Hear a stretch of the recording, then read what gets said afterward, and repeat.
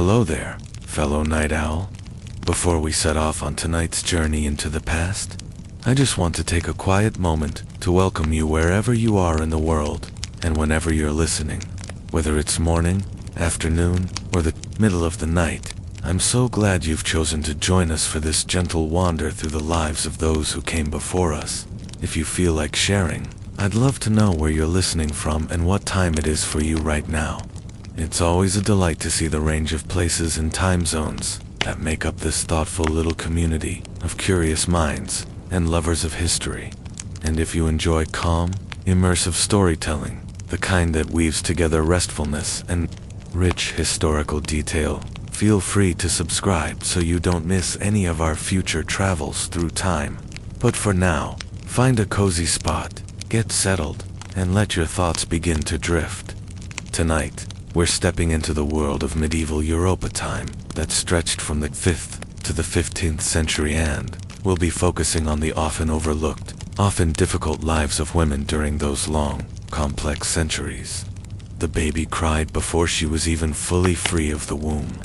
Her mother, sweating in the straw-lined corner of the longhouse, gave one last groan before the midwife caught the squalling bundle in rough linen.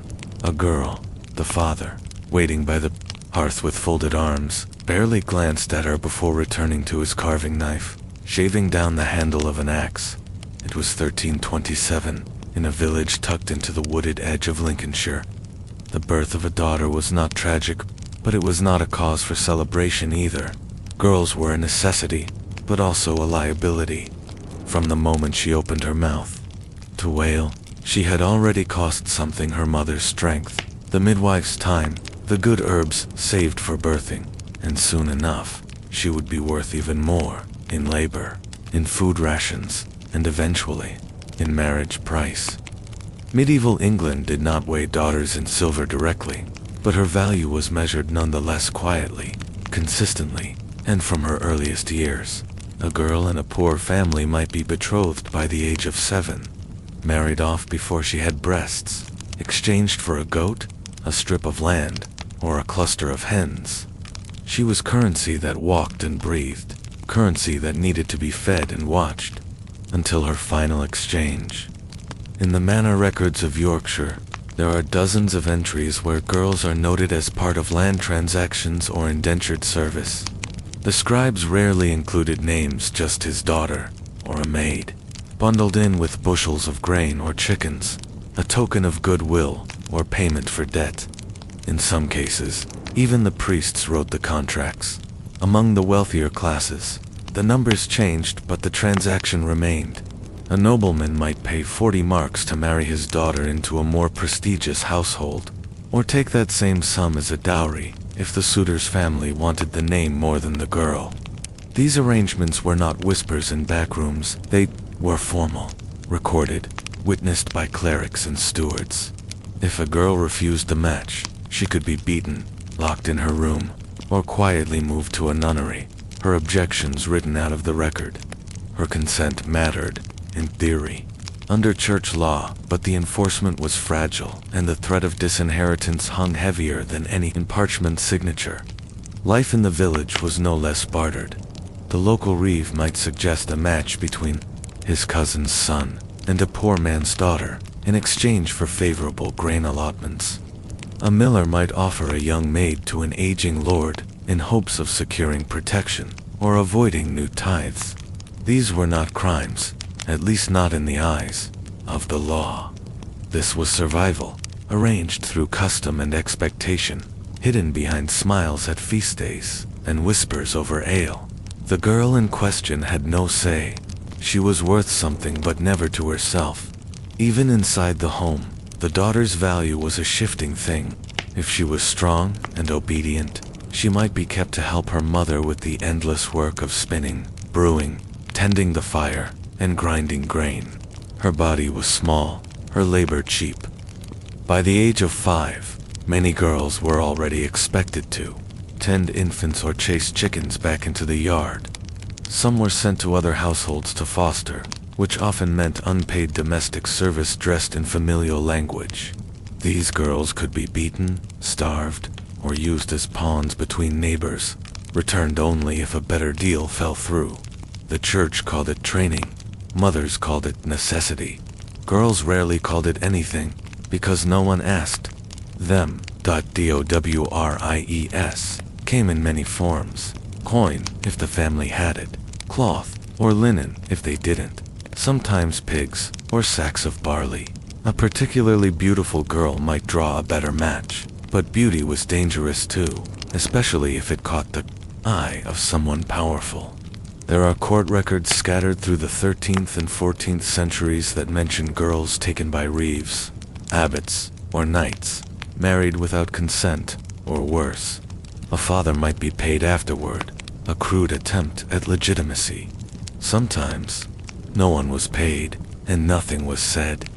The girl disappeared from the records, replaced by a line of silence in the family's tale. In the cities, daughters were a different kind of coin. A guildsman might apprentice his son, but a daughter had to be married or cloistered. Unless she learned to weave or sew under her mother's eye, her value was only in who she could wed. Some fathers put their daughters in charge of stalls in the market, but few allowed them to keep the profits. Everything she earned passed through her father's hand until the day she was given to another man. Marriage was not freedom, it was a transfer of ownership. Even the laws reflected this. Under English common law, a woman's identity merged with her husband's upon marriage. She could not own property separately or sue without his name attached. She could be beaten within reasonable limits, a term left deliberately vague. A daughter left her father's house and entered her husband's, still owned, still weighed, still without a voice in how she was priced.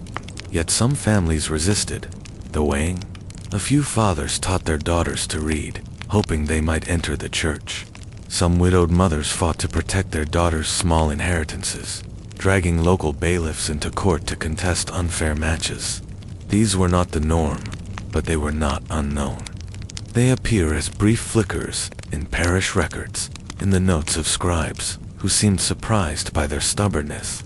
One account from Kent records a girl named Margaret who refused 3 suitors and finally joined a nunnery after her mother sold a prized cow to pay the entrance fee. The priest called it unusual devotion. Perhaps it was just a girl choosing a cage over a collar. How much was a daughter worth? Enough to settle a debt, enough to secure a peace, enough to be considered, but not enough to be consulted. Her price changed with the harvest, with the mood of her father, with the needs of the village. Her life was not hers to sell, but it was always on the market. And yet, what happened when she was no longer worth anything at all?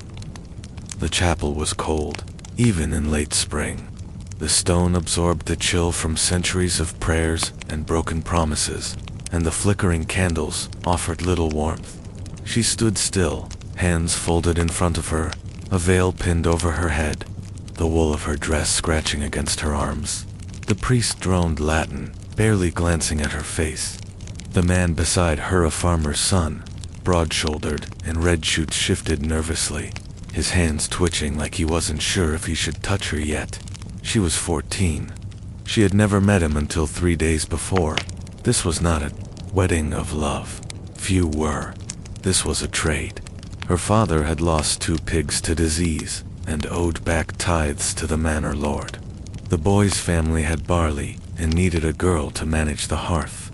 A priest was found, the dowry agreed upon: 1 wooden chest, 2 sheep, and a small plot of cabbage field. The girl didn't weep. She knew better than to cry in public. But the week before, when her mother had plaited her hair and packed her spare shift, the girl had stared at the fire long after everyone had gone to bed, wondering if she'd ever return. This was the real heart of the matter, not just how much a daughter was worth, but what that worth was exchanged for. Her body, her labor, her capacity to bear children, and her obedience were part of the bargain. If she pleased her husband, she might be treated kindly.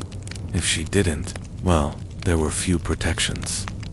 Marriage, in most cases, transferred a girl from the control of one man to another, and when her value was no longer theoretical, it became flesh and blood and burden. It could shrink or vanish entirely. Many girls were married with the understanding that children would follow quickly. Fertility was not just expected, it was required.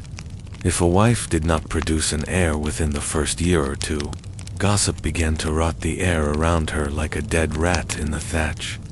Some women were sent back to their fathers. Others were replaced, quietly or not so quietly, by servants, cousins, or peasant girls pulled from the margins. A woman's womb had a price, but it had to pay out. But childbirth was a dangerous gamble. Women died in it often.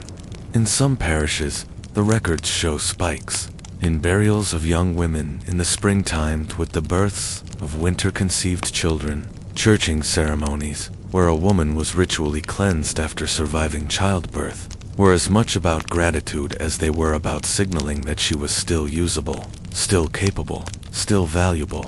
If she died, there were few ceremonies. The child, if alive, was handed to a wet nurse or a relative. The husband would remarry quickly, sometimes within a month. The replacement wife was often another teenager, pulled from another village, whose price was a bit lower because of the urgency. Some men were kind, in their own limited way. They fed their wives, spared the rod, buried them properly if they died.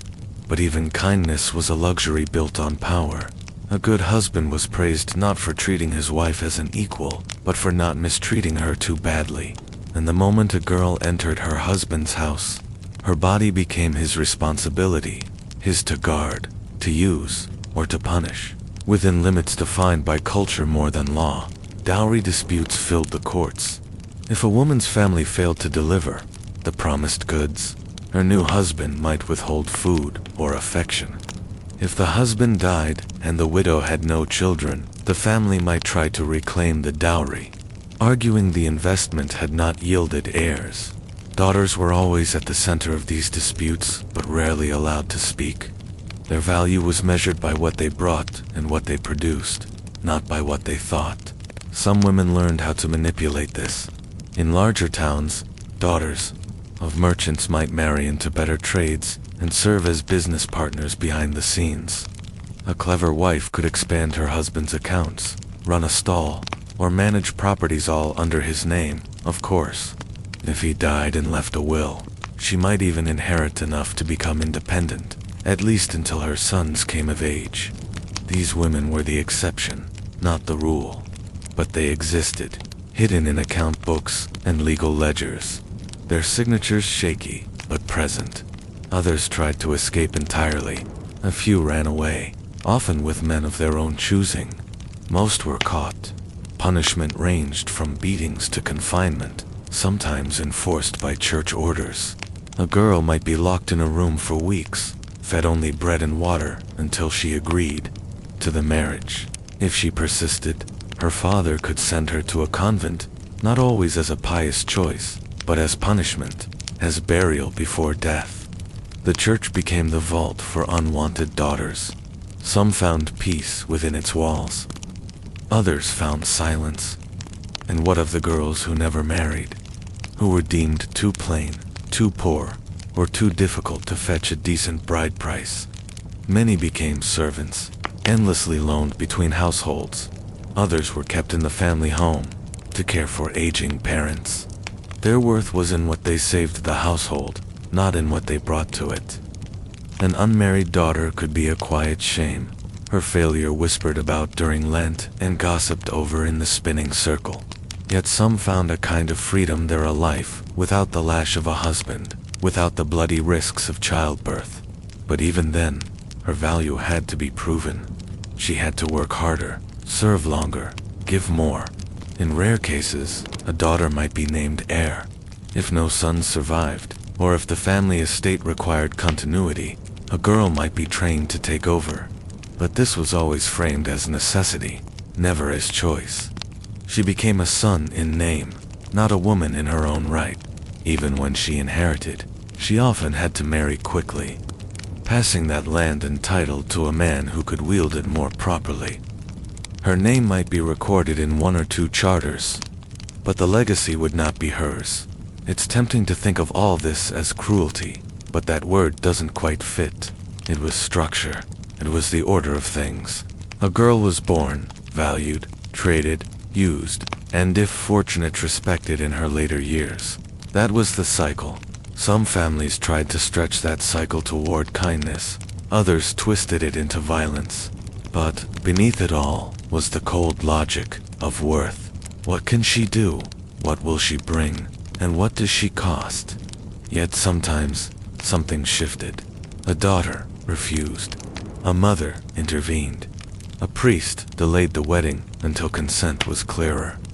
These were not revolutions, but they were acts of quiet rebellion. Little ruptures in the long history of valuation. But what happened when the coin was dropped? When a daughter refused to be weighed at all? And what became of those who were sold on, then forgotten? In the Manners Book of Accounts for the year 1345, a scribe recorded the sale of 3 cows, 2 wagons of hay, and a small stone cottage with thatched roofing. The seller's name was noted, along with his seal mark made with a chipped thumb. Nowhere in the ledger did it mention the daughter who swept the floor of that cottage, hauled the hay, or milked those cows. She had no name in the official world, no signature. She had been part of the property, but not part of the record. Her work was embedded in the assets, but her existence was left off the line. This, more than anything, speaks to how daughters were valued, visible only in what they contributed, never in who they were. These girls moved through the medieval world like shadows tethered to labor. They were scrubbers of floors, bearers of buckets, nurses of siblings, weavers of cloth, and quiet participants in every seasonal rhythm. During planting, they carried seed bags and chased off birds. During harvest, they bent in the fields beside their mothers, tying sheaves and dodging the eyes of men. Their hands bled from nettles, cracked from squirt. They were not idle, and they were not weak, but their strength was taken for granted, invisible because it was constant. When a daughter married, her absence was felt in aching backs and longer days, but few spoke of her except to say whether the match was good. Letters were rare, and most women could not write them. Visits were infrequent and discouraged unless the in-laws permitted. Once a girl was given away, she ceased to belong to her birth family in any tangible sense. Her loyalties, her duties, and even her name were absorbed by her husband's household. Many women, most, even never saw their mothers again after marriage. If she died young, word might reach home by way of a passing traveler or a priest's funeral mention, but it rarely brought action. She had become part of another economy for the lucky few whose families held land or trade clout. There were records sometimes, in wills, a daughter's portion might be listed. To Margaret, my eldest, 1 silver spoon, and the chest with iron fittings. In merchant families, she might appear as wife to Thomas the draper, her name trailing behind her husband's as if caught in its draft. In guild records, she might be granted a small sum upon her husband's death if she had helped run the shop, a nod to her labor with no name attached. But for every Margaret noted, a dozen unnamed daughters remained behind, working until their fingers twisted with age and their backs bowed low. There were, too, the forgotten daughters, those who disappeared entirely from household and community. Runaways, victims of disease, girls who died in childbirth and were buried without grave markers, or whose bodies were never recovered after being sent into service in unknown places. Their stories echo faintly through ecclesiastical records and local gossip, their identities turned into cautionary tales. Don't end up like that girl who went south and never returned. Mind your tongue, or you'll go the way of Elspeth. The unsaid was always louder than the said. In cities, girls worked under stricter scrutiny. Apprenticeship opportunities were technically available, but overwhelmingly favored boys. Girls were more often kept behind counters or in kitchens, paid nothing, training not for skill, but for servitude. If they were apprenticed, it was usually to women in narrow trades, silkwork, ale brewing, or midwifery. Even then, The contracts often assumed they would marry before completing the full term. The investments made in them were small, provisional. If a girl showed unusual talent calculating weights quickly, spinning the finest threads, or brewing ale that held its taste, her family might consider her an asset. But if she fell ill, grew plain, or resisted marriage, her value dropped like spoiled barley. There were stories of daughters who earned independence. One such woman was recorded in the city of Norwich in 1378. Alice, daughter of a cooper, who inherited her father's business when her brothers died of plague. She never married. She paid taxes under her own name, employed two journeymen, and left money to the poor in her will. But Alice was extraordinary, precisely because she was so rare.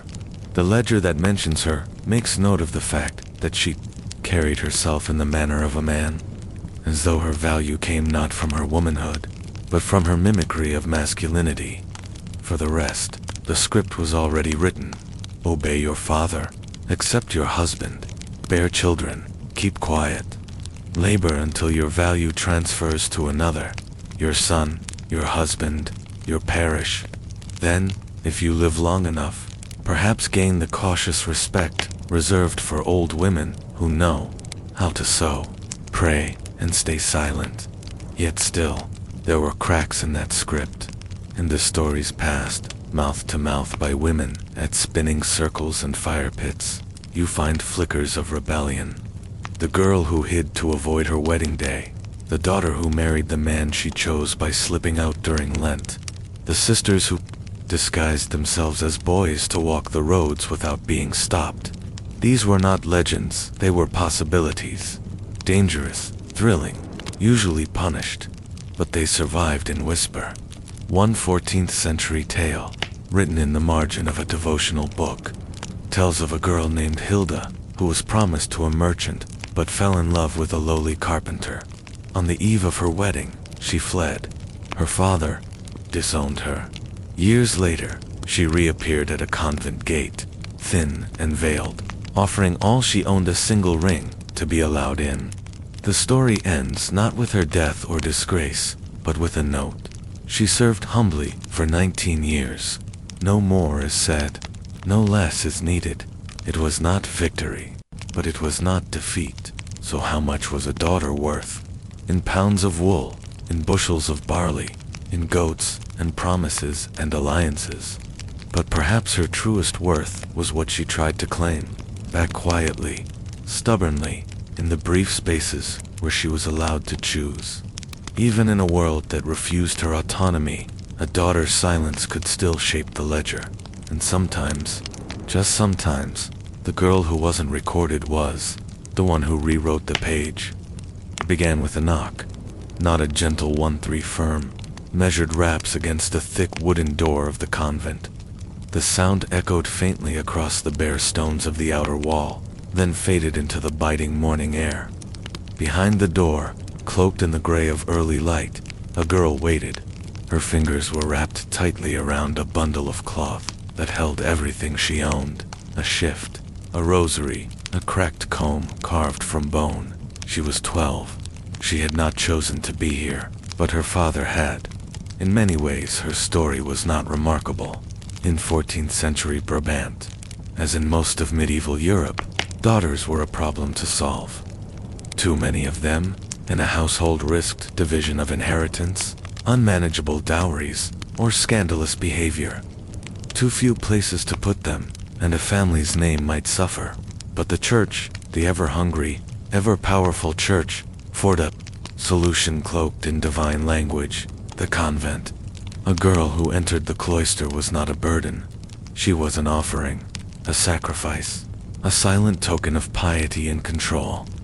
Some girls, of course, went willingly. The wealthy ones, the peculiar ones, the visionary ones, who claimed to hear voices in the candle smoke.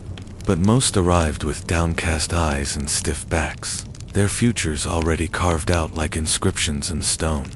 The monastery offered stability, and for many families, that was more than they could promise outside its walls. Feeding a daughter for life was expensive. feeding a daughter only until she wore the veil now that could be arranged, especially if a distant uncle had land or the local abbess owed a favor. So the girl stood at the door, wool cloak too large for her shoulders, boots stuffed with rags. Her name was Agnes, but that would be taken soon. In the world outside, she had cared for younger siblings and fetched water from a frozen stream. Inside, she would scrub floors and memorize psalms. It was not freedom, but neither was it death. That middle space, the cold space, the in-between, that was where most medieval nuns lived. When the door creaked open, it was not the abbess who greeted her, but a lay sister with chapped hands and a nose red from the cold. No smile, no welcome, just a motion to follow. Through a narrow hall, the girl was led into the cloister, past rows of stone, benches polished by centuries of quiet sitting. The air inside the convent was still, thick with the scent of wax and old wood. Every step echoed. The girl was not yet a nun, only a postulant. There would be tests, first of obedience, of cleanliness, of silence. The other girls barely acknowledged her, each absorbed in her work, spinning, copying, kneading. A whisper was a luxury, a song, a memory. Laughter did not belong here. It might stir desire, or rebellion, or joy, dangerous things. All. Desire especially. That was the point of the wall, to remove the girl from the world, and the world from the girl. But the wall was never perfect. Outside, rumors always crept back in. Stories of girls who had bled on the wedding sheets, who had borne children in pain, who had died screaming under a midwife's hands. A convent spared a girl from that. No husband, no childbirth, no beatings for a burnt crust or an empty larder. No cradled deaths, no wandering husbands, no hungry winters where a woman had to choose which child would eat. Inside the convent, there was routine, there was bread and warmth and rules. Rules gave meaning to suffering. Agnes learned them quickly. Rise before the sun, pray at the bell, speak only when asked, don't linger at meals, don't touch the others. Keep your eyes down, even in the chapel, especially in the chapel. Everything outside was temptation. Even your own hands could be a trap. Keep them folded, tucked into sleeves, invisible. She missed her mother most at night. The straw in her new cot was thin, and her breath misted in the air above her. In the cottage, she had slept near the hearth, between her sisters, warmed by their bodies and the fire. Here, she slept alone, lined up with other girls like loaves, set out to cool. The chill crept in through the stones, indifferent to prayers. Sometimes she cried, but always silently. The walls did not forgive weakness. Within weeks, her hair was shorn, not with gentleness, but in long, decisive hacks, as if removing a sin. When she saw her reflection in the water basin, she did not recognize herself. A child, yes, but one who had been scrubbed of personality. She looked like all the others now. That was the goal. Uniformity, self-denial, humility, for a girl raised to serve, but not to vanish. The transition was jarring, and yet, slowly, something shifted. The silence became a rhythm, the prayers a kind of comfort. Agnes learned to move through the halls with soft steps, to light candles without scorching her fingers, to shape letters with care. She discovered that inside the convent, knowledge was not locked away. Books were everywhere, psalters, gospels, herbal manuscripts, rules for conduct. She could read, she could copy. Her hands were steady. Her Latin was quick to form. The older sisters noticed. Not all convents were centers of scholarship. Some were poor, chaotic, or little more than storage for unwanted daughters. But others, like this one, held traces of learning passed down through generations of veiled women. Women who had never married, but who had known the secrets of ink and vellum. Some wrote sermons, some illuminated texts, some, daringly, recorded their own visions, claiming divine insight. Their words never reached the cathedral, but they lingered. In margins and footnotes, quiet acts of resistance, Agnes learned to write it, began with copying verses from the Psalms, prayers for saints, the daily offices. Her script was careful, deliberate. Then came color, red for rubrics, blue for emphasis. She liked the feel of the quill in her hand, the smooth slide of ink across parchment. It was a kind of magic, this creation of thought into form. Her father could not write, her brothers could not read, but here she was, a daughter sent away to be forgotten, now shaping words that might last for centuries. Still, she did not forget why she was here. Some girls tried to leave. One, not long after Agnes arrived, slipped away during Vespers, and made it as far as the river before being dragged back by a stable hand. She was locked in the cellar for 3 days, and then sent to another priory, one with stricter rules and no room for parchment. Her name was never mentioned again. Others stayed, but fought in subtler ways. They feigned illness, broke dishes, sabotaged looms. One girl hid pages of romantic poetry beneath her mattress, brought in secretly by her sister during visits. She was caught, of course. Confession followed. The poetry was burned. The walls were cold, but they were also porous. Human longing seeped through, no matter how thick the stones. Agnes knew this, felt it especially when the visiting chaplain came each Thursday, his breath sweet with spiced wine, his eyes lingering too long on the older girls. She learned how to avoid his gaze, how to keep her head low. Not all did. Some thought they might be noticed, rescued. They weren't. The rescue never came. The only way out was through profession, veiling, old age, death. And yet, the convent endured. It swallowed girls and turned them into shadows, but it also gave them space, a strange kind of space.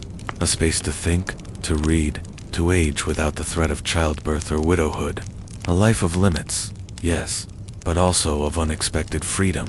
Still, the question haunted Agnes every night before sleep. Did her father sell her for coin or for peace?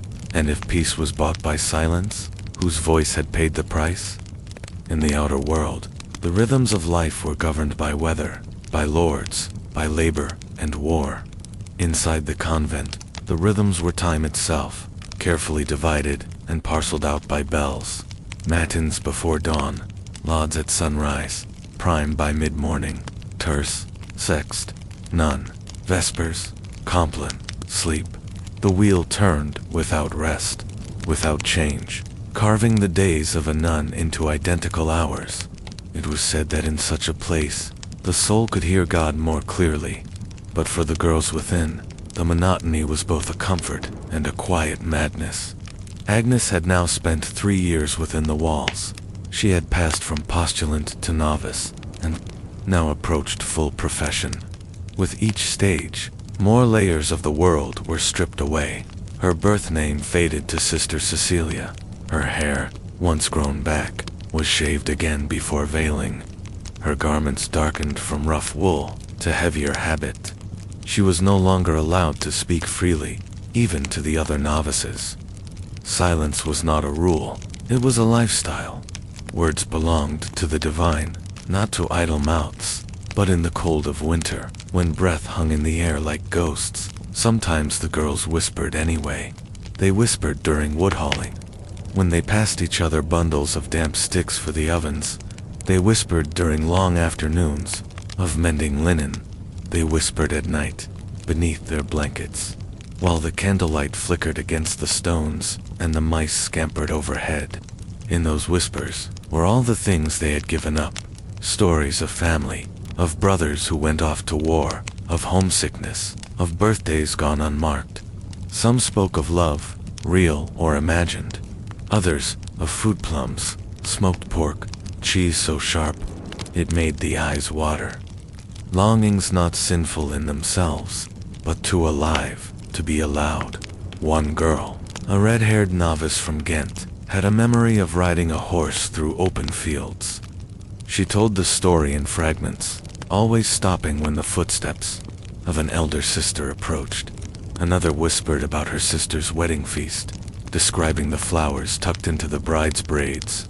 Agnes rarely shared, but she listened. She had learned that in this world, listening was power. Not all rebellion had to be loud. The abbess, Mother Hildegard, was a stern woman but not unkind. She spoke with the deep certainty of one who had long buried her own desires. It was said she had once been a nobleman's daughter, promised to a knight before a plague swept through their household. After that, she had taken the veil not out of duty, but out of absence. She rarely smiled, but when she did, it was usually during the reading of scripture. Her hands were always ink-stained. Mother Hildegard had taken notice of Agnes's writing, the way her letters curled precisely, her punctuation careful, her illuminations tidy but elegant. She began giving Agnes better parchment, real goose feather, quills, even scraps of gold leaf to press into holy initials. In a place where nearly every action was prescribed, this was a quiet elevation of privilege, born not from birth, but from skill. And so Agnes copied psalters, yes, but also prayers to obscure saints, visions from mystics, herbal guides. Once a list of names, local donors to the convent, along with their offerings. That list troubled her. There were names she recognized from her past men, who had leased her father's land, a merchant her mother once bartered with. Now their names lined a prayer scroll in exchange for coin. Their salvation, bought with silver, hung next to a crucifix above the altar. The church, it seemed, took more than just daughters.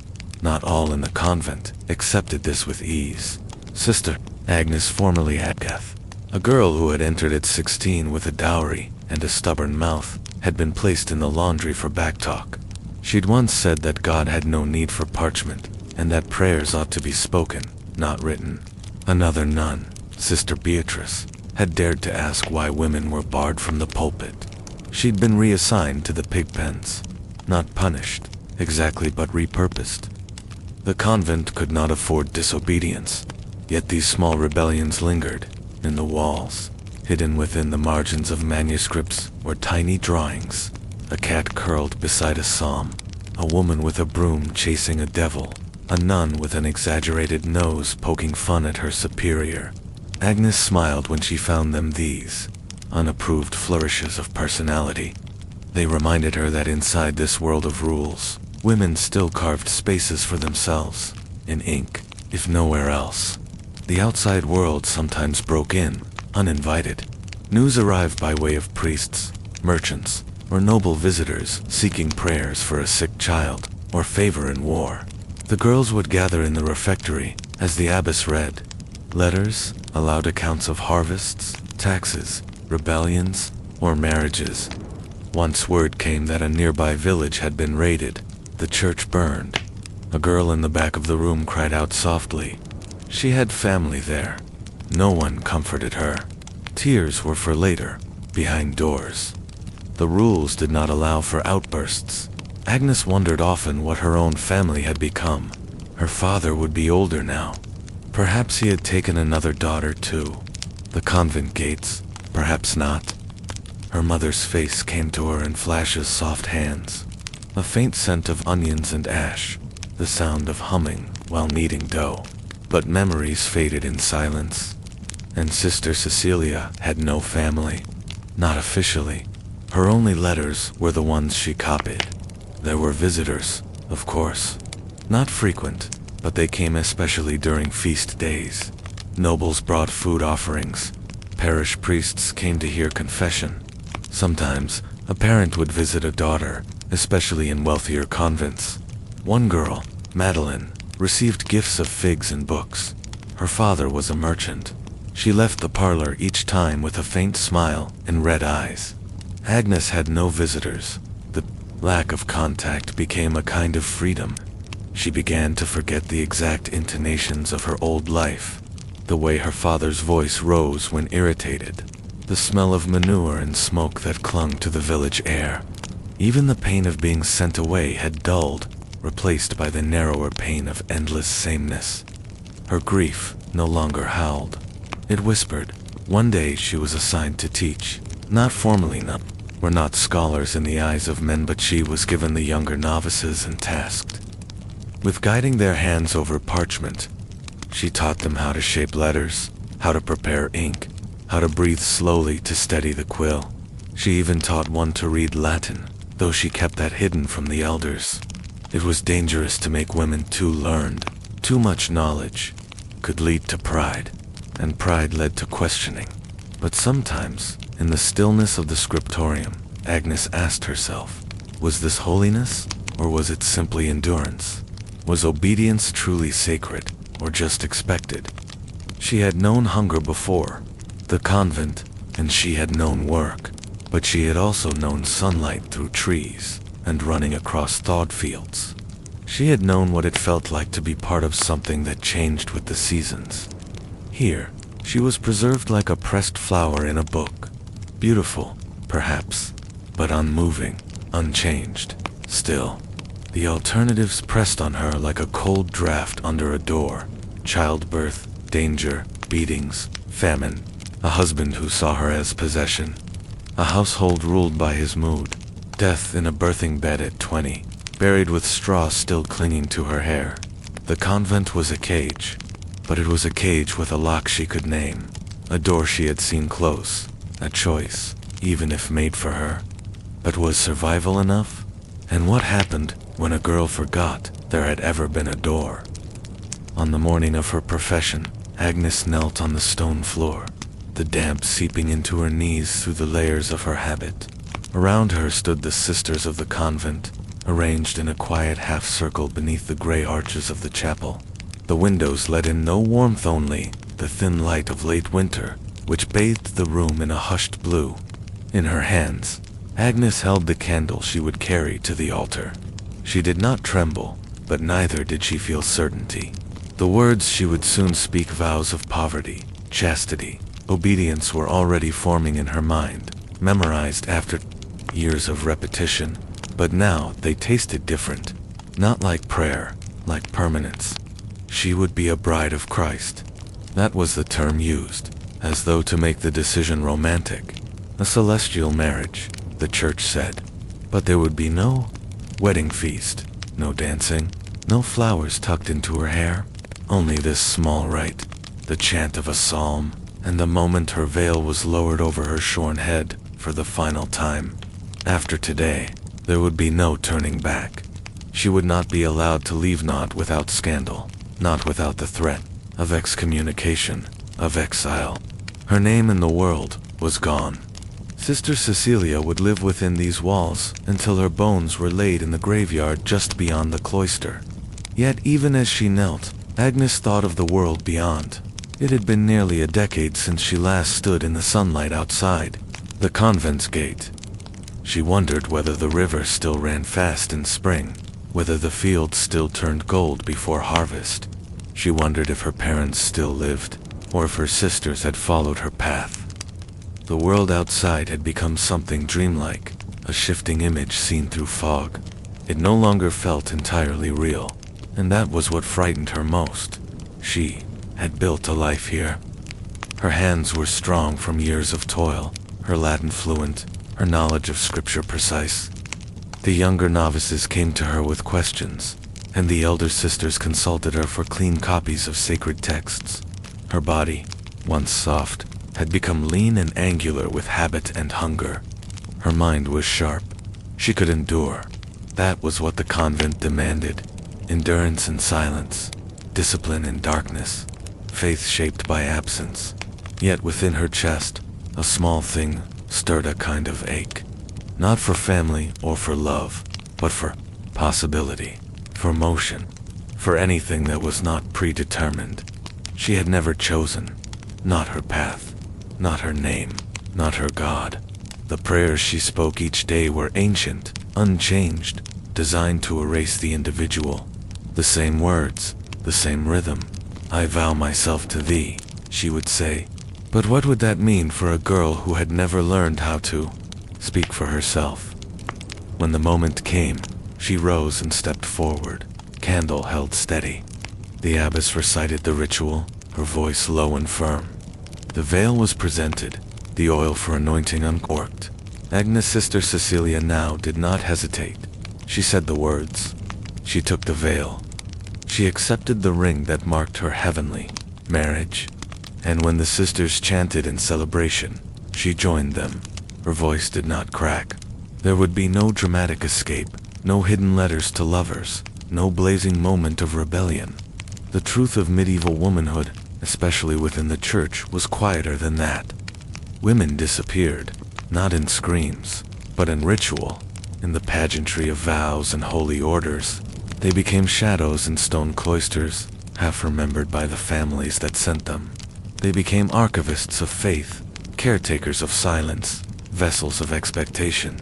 But within that silence, there were rooms, hidden chambers of the heart, places no vow could reach.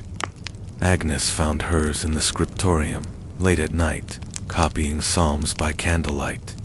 Not the words she was told to love, but the shapes they made, the ink blooming on vellum like frost on glass. She found it in the pauses between bells, in the slight tilt of a novice's head as she listened, in the fleeting brush of hands passing bread. The world inside the convent was a narrow one, bounded by rule and ritual. But women carved meaning there. Some wrote music, like Hildegard of Bingen.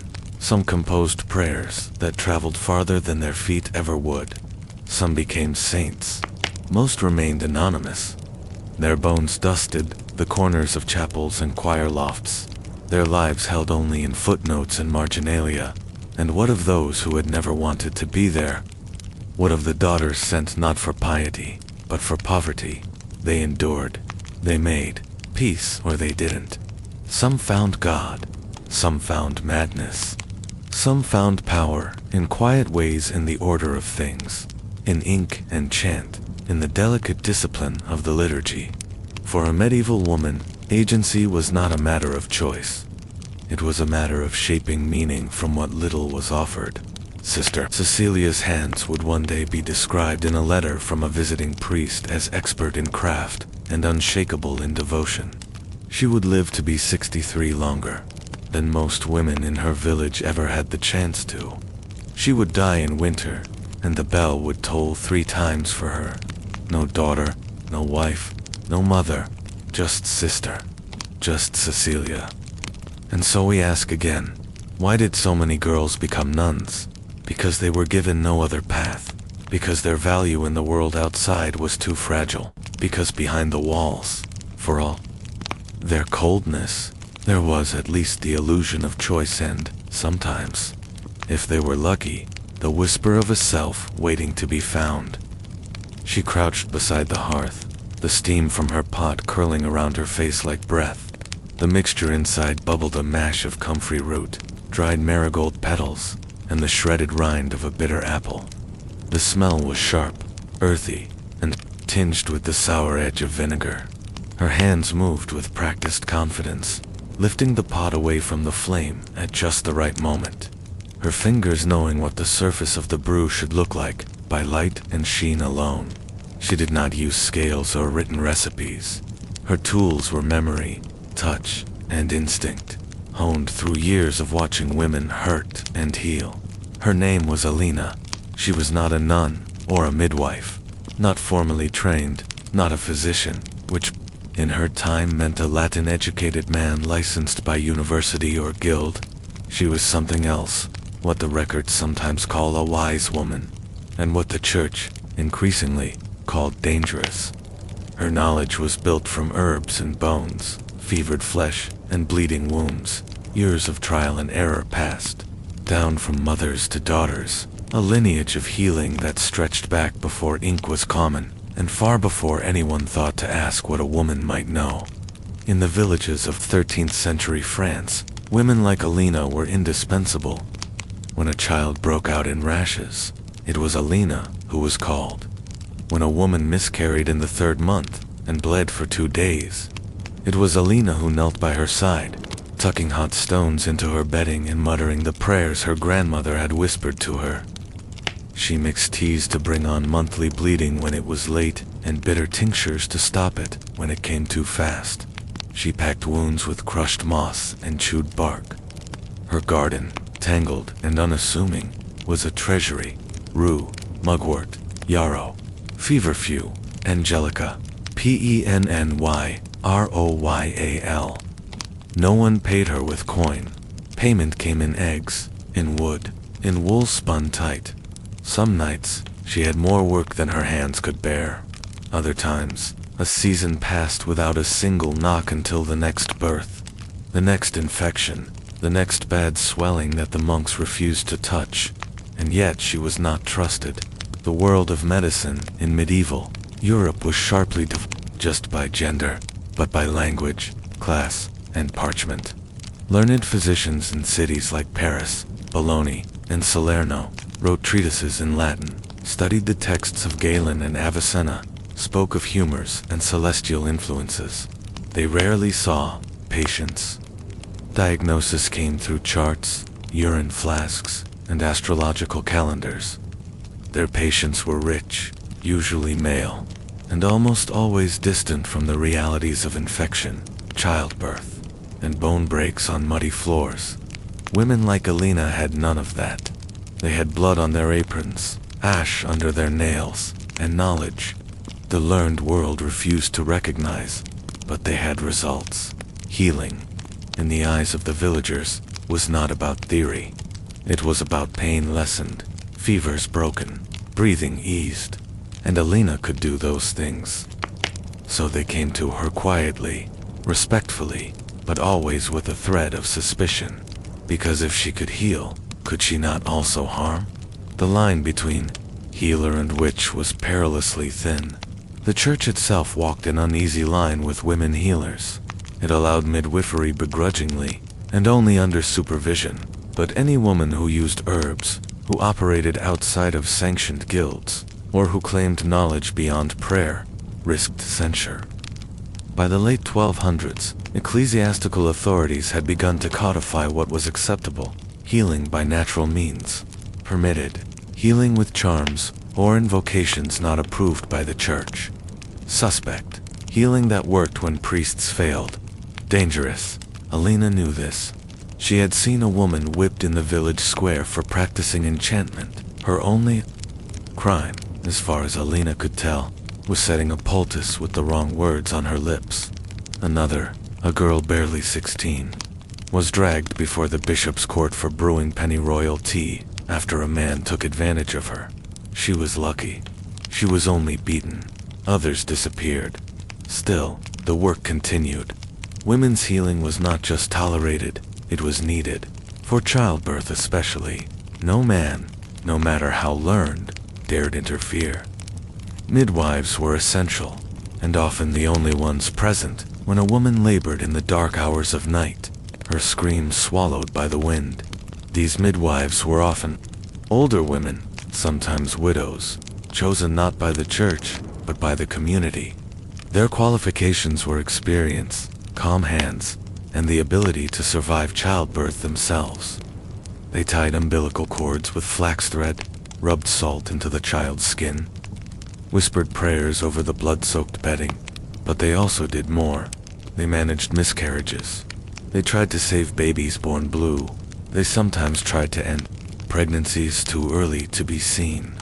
This was the shadowed side of their work, rarely spoken aloud but known by all. The same woman who caught your child might be the one who helped your daughter bleed when her belly swelled and she refused to name the father. The church turned a blind eye when the birth was clean, but when things went wrong, blame fell fast. Midwives were required to take oaths to avoid magic, to baptize children in danger of death, to serve the church as much as the mother. Violations brought investigation. Investigations brought ruin. Alina avoided midwifery, not because she couldn't do it, but because she wouldn't take the oath. Too many rules, too many eyes. But she knew how to treat the aftermath. She made salves for cracked nipples, teas for cramping, compresses for swollen breasts. She helped mothers survive the weeks after birth, the dangerous time when infection crept in and no one wanted to speak its name. She saw things rot. She smelled death before it arrived. And sometimes she stopped it. Not always, but enough. Her knowledge came from failure as much as success. She had buried 2 sisters and a son of her own. She had seen women she loved die, screaming. Her cures were born of grief. When the learned men spoke of balance and humors, she thought of blood that didn't stop, of wounds that turned black, of children who stopped breathing in their sleep. Her knowledge was personal. She kept it close, never writing it down. Writing was for monks, for men, for those whose words could not be turned against them. Women's knowledge was shared, mouth to ear, hand to hand. Recipes passed in the market between baskets of leeks. Remedies hidden in the folds of prayer books. A pouch of dried herbs tucked into a bride's sash, with whispered instructions. Boil for cramps. Drink slowly. 3 nights. Alina grew older. Her joints ached. Her hair turned silver, but her work did not stop. If anything, it deepened. The young girls came to her now with questions. How to treat burns, how to slow bleeding, how to tell the difference between a cold that would pass and one that meant death. She taught them, quietly, carefully, never all at once. But the world was changing. The whisper of inquisitions grew louder. The church sought to root out heresy, and women with knowledge, especially knowledge that worked, were always at risk. Alina began to bury her herbs deeper, to burn her notes. She gave fewer answers, more warnings. The fear was not new, but it was heavier now. One winter night, a child from a wealthy household fell ill. The family had money, and they brought in a physician from the city. He examined the boy, declared an imbalance of the humors, and prescribed leeches and purging. The child worsened. Desperate, the mother sent a servant to Alina. She refused, at first, then relented. A tea, a compress, a quiet word. The boy improved. The physician left in humiliation. 2 weeks later, a bishop's man arrived. He asked questions, polite at first, then pointed. Alina said little. She claimed no power, no skill, only observation. Still, the man stayed 2 days. He left with notes. She never saw him again, but she began to pack her things. Because even if the village loved her, even if the mothers wept at her kindness and the fathers nodded in gratitude, her knowledge was dangerous now. And danger, for a woman, never came with warning, only with fire. So she gathered her herbs, her pots, her dried roots and seeds. She kissed her neighbors. She walked into the woods, and she vanished.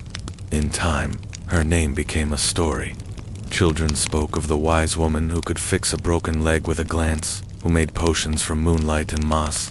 A witch, some said. A saint, said others. But the truth was simpler.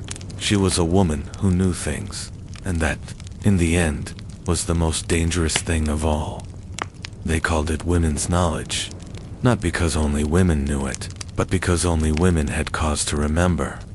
While men debated the humors in vaulted halls, women carried healing in bundles of dried leaves, hidden between the pages of prayer books or sewn into the seams of aprons. These were not secrets in the romantic sense, just practical knowledge passed mouth to ear, from older to younger, held in fingers that had rubbed sap into wounds and watched fevers rise and fall. What made it dangerous wasn't what it cured. It was that it lived outside of books, outside of universities, outside of men's permission. In the smaller towns and remote hamlets of the 14th century, learned medicine rarely arrived in time. What did arrive, what always arrived, were women. Women with bitter roots and thick broths, with bruised knuckles from grinding and stirring. Some worked as midwives, others as lay healers. A few even operated under the blessing of the church, licensed, if you could call it that, by a village priest who needed someone to tend the sick. But most had no title. They were just the woman you sent for when the blood wouldn't stop or the baby wouldn't cry. One such woman was Merit of Uppsala. Her name survives in a single legal complaint. issued after a priest accused her of causing a miscarriage with herbs unknown and suspect. But the testimony of the village, women told another story. Merit had been present at every birth for 30 years. She was known to recite prayers while steeping herbs, known to burn bundles of rosemary when the air turned sickly, known to wash the bodies of the dead with care. The complaint against her failed, but the record remains. She was watched more closely after that. Merit's tools would have been ordinary to East copper pots, wooden bowls, a pestle stained dark from years of use. Her ingredients came from the land: tansy and wormwood for worms, mint and coriander for digestion, garlic steeped in vinegar to rub on swollen joints. If she had coin or favors to trade, she might also procure exotic ingredients from apothecaries: cinnamon camphor, powdered pearls. But these were luxuries. Mostly she relied on what grew near her feet and what memory told her had worked before. Recipes, such as they were flexible. The bark of a willow tree boiled in spring water was known to ease pain, what we now recognize as an early form of aspirin. Honey mixed with ash could cleanse a wound. A poultice of mashed leeks and wine, laid gently over infection, sometimes drew out the rot. No dosages were exact, no instructions standard. Yet these remedies endured, not because they were mystical, but because they worked often enough to be remembered. Not every healer used only herbs. Some relied on charms, lines of Latin, half remembered, spoken aloud during treatment. Others traced crosses in the air with their fingers. Some wore bones, teeth, or tokens on strings beneath their clothes. To a modern eye, these seem like superstition, but in the medieval world, the line between spiritual and physical healing didn't exist. A fever might be the work of a bad wind or a restless saint. A miscarriage might come from a broken taboo. You didn't just treat the body. You treated the soul, the house, the weather, the time of year. Healers like Merit were custodians of more than medicine. They kept track of who was sick, who had survived, which herbs failed, and which had saved a child. They remembered the fever that swept through 3 winters ago, the poultice that soothed the baker's wife after childbirth. They saw what priests ignored: bruises shaped like fists, women too thin to carry a child to term, children coughing blood who had never seen clean water. Their work was constant, their thanks uneven. In wealthier cities, medical guilds began to grow, and with them, the formal exclusion of women. By the late 13th century, places like Paris and Bologna restricted medical practice to university men. These physicians read from Latin texts, issued diagnoses without touching the patient, and looked down on women's work as unscientific. Their guilds held power certifying practitioners, banning the unlicensed. Women, for the most part, could not join. This didn't stop them. It merely forced them to be quieter. Some women married into medicine. A man might take his wife as an assistant or widow her with enough skill to carry on his trade. A few women petitioned for licenses under special circumstances. In the city of Frankfurt, a record survives of one, Elizabeth von Haller, who was allowed to treat only women and children, and only within her parish. Her license came with heavy conditions. She must not use incantations, must report any signs of demonic influence, and must not compete with male practitioners. She signed with a mark. Her name appears again in city rolls 14 years later, still active, still working. These exceptions were rare. Most women practiced quietly, under the radar of guilds and bishops.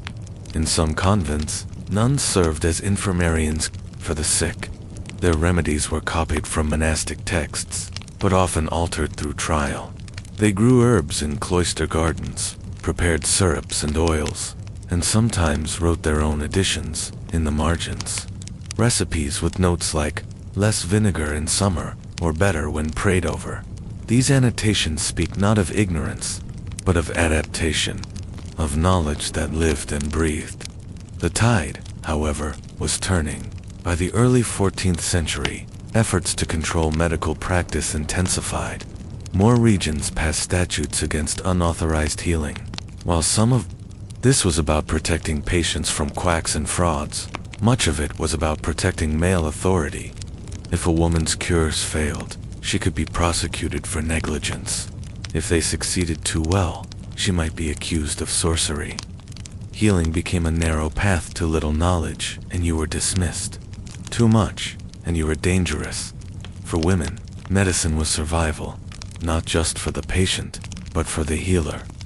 Many responded by doubling down on discretion. Remedies were hidden, passed only to those trusted. Ingredients were renamed in code: angel's lace for feverfew, crone's hair for valerian. Measures were taught with the body, as much as the weight of a sparrow's egg, enough to cover your thumb until the smell changes. These weren't imprecise, they were practical, designed for a world where books were rare and memory was currency. Others gave up. The risk became too great. A woman caught with too many herbs, too many answers, too many successes could vanish. Even if she wasn't accused formally, her neighbors might turn cold. A jealous wife might spread rumor. A failed cure might be seen as a curse. And so, much was lost. Not all. Some fragments survive in household books, in letters. In the rare, woman's manuscript passed through generations. But most of women's medical knowledge vanished without ink.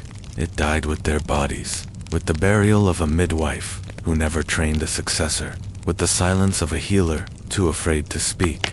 Still, the impact lingers. Modern medicine owes its roots, not just to Hippocrates and Galen, but to nameless women who boiled, buried, and burned their way through centuries of sickness. Their hands shaped the remedies. Their failures taught caution. Their courage defied regulation. And all, without ever being allowed to call themselves doctors. They came for her just after the harvest. The sky was low and gray, the thatch damp with rain, and the village quiet with the exhausted hush that follows weeks of hard work. She had been tending a child with a fever, a boy, too young to understand the danger in the faces of the men who stood outside her door. They wore no uniforms, no markings, only dark cloaks and the silence of certainty. Her name was Alice, and for years she had been the one people turned to when blood would not clot, when bellies twisted with cramps, when children would not sleep through the night. She did not ask questions, and she did not refuse. Until now, that had been enough. The charge was not witchcraft. Not yet. That would have required evidence. No, this was about unlicensed healing, about dangerous practices and obstinate behavior.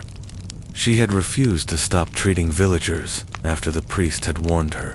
She had denied his offer to send for a proper physician when Margaret the miller's wife collapsed in her third trimester. The woman had lived. The child had lived. But the priest had not forgotten the refusal. And so the men came. They took her herbs, her jars, her mortars and pestle, carved from old elm. They even took her note scraps of parchment with smudged ink, where she had recorded patterns, bleeding that lasted more than 7 days, swelling that responded to nettle compresses, night fevers that receded with onion poultices. She had drawn no conclusions, only questions, but the questions were enough. In court, the questions turned back on her. Who had taught her? Why had she never apprenticed under a man?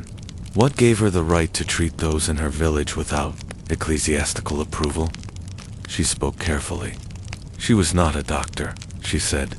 She had no intention of replacing learned men. She only helped where help was needed. She had never claimed power, but the body itself was suspect. Women who knew how to heal were expected to know how to harm. It was part of the myth, part of the logic. A woman who could bring on labor might also be able to end a pregnancy. A woman who soothed fevers might also cause them. And if a woman knew how to read the body, its swelling, its fluids, its cries, then surely she knew things no woman should. Alice did not cry. She had seen too much for that. Her defense was simple. She had healed because no one else would. She had never asked for coin. She had never sworn oaths or invoked spirits. Her tools were plants, boiled water, time, and prayers, always prayers. But one man stood as witness against her, a village deacon who claimed she had used a poultice that smelled unnatural, that the boy she healed had cried out as if possessed. The boy had lived, but the priest insisted. His soul might have been endangered. It was enough, not for death, but for exile. They spared her body. They did not burn her, though she knew women who had met that end. Instead, they banished her from the region. She could not live within the diocese. She could not return home. Her house was emptied, her garden destroyed. She walked away with a sack of dried plants in her hands. Stories like hers were not rare. Records from ecclesiastical courts across Europe show dozens of cases like it. Women prosecuted not because they failed to heal, but because they succeeded outside of male authority. Healing, after all, was power, and when power was wielded by women without sanction, it became suspect. Even so, the work did not stop. It could. Not because, despite the punishments, the need was constant. The learned physicians were few, and their fees unreachable. The monasteries were distant, but the pain was immediate: burns from hearth fires, births gone wrong, infections after, harvest wounds, and women stepped in, again and again, risking shame and sanction to offer what little comfort they could. Their names rarely made it to history books, but in fragments, letters, wills, testimonies, their shadows appear. A midwife named Ida, in Lubeck, who served for 40 years and was buried with honor by the women she had helped. A healer called Isabeau in Marseille, who treated plague victims with vinegar and rosemary and vanished when the bishop's men came. A nun in York, known only as Sister M, whose herbal guide survived in the margins of a Psalter. In time, medicine became more rigid. The universities gained control. The guilds closed their doors tighter. And yet even then, the knowledge survived in kitchens, gardens, and behind closed doors. Women brewed syrups for their children. They passed remedies to their neighbors. They tended bodies that no man would touch. They boiled, they buried, they burned, they endured. Even now, modern medicine traces its lineage not only through famous men and polished Latin, but through these women, through Alice, through Merit, through Sister M, through all the anonymous hands that once reached for fevered brows, stirred bitter roots, and whispered prayers in the dark. What were they guilty of? Knowing too much. And what was their punishment? To be forgotten. But every time a child recovers with chamomile tea, or a poultice soothes a wound, or an old herb book is opened in a dusty attic somewhere, a fragment of that forbidden knowledge stirs again. The day began long before light touched the thatched rooftops of the village, before the rooster crowed, before the men stirred in their beds, before the fire was stirred from its ashes. She was awake. Her name may have been Ellen, or Matilda, or something no one bothered to record. What mattered was what she did, not who she was. In a small cottage near the edge of a field, wrapped in a woolen shawl, stiff with soot and sleep, she sat up on a bed stuffed with straw, rubbed her eyes with the back of her hand, and swung her feet to the floor. The chill of the packed earth ground met her soles like ice. She moved silently so as not to wake the children beside her. There were 4, perhaps 5, curled in shared warmth like puppies. Her husband was still sleeping in the other corner, his back turned, his mouth open, with the heaviness of deep sleep. He'd been in the fields yesterday, and would be again today, but her workday had already started. The fire had gone out overnight. It always did.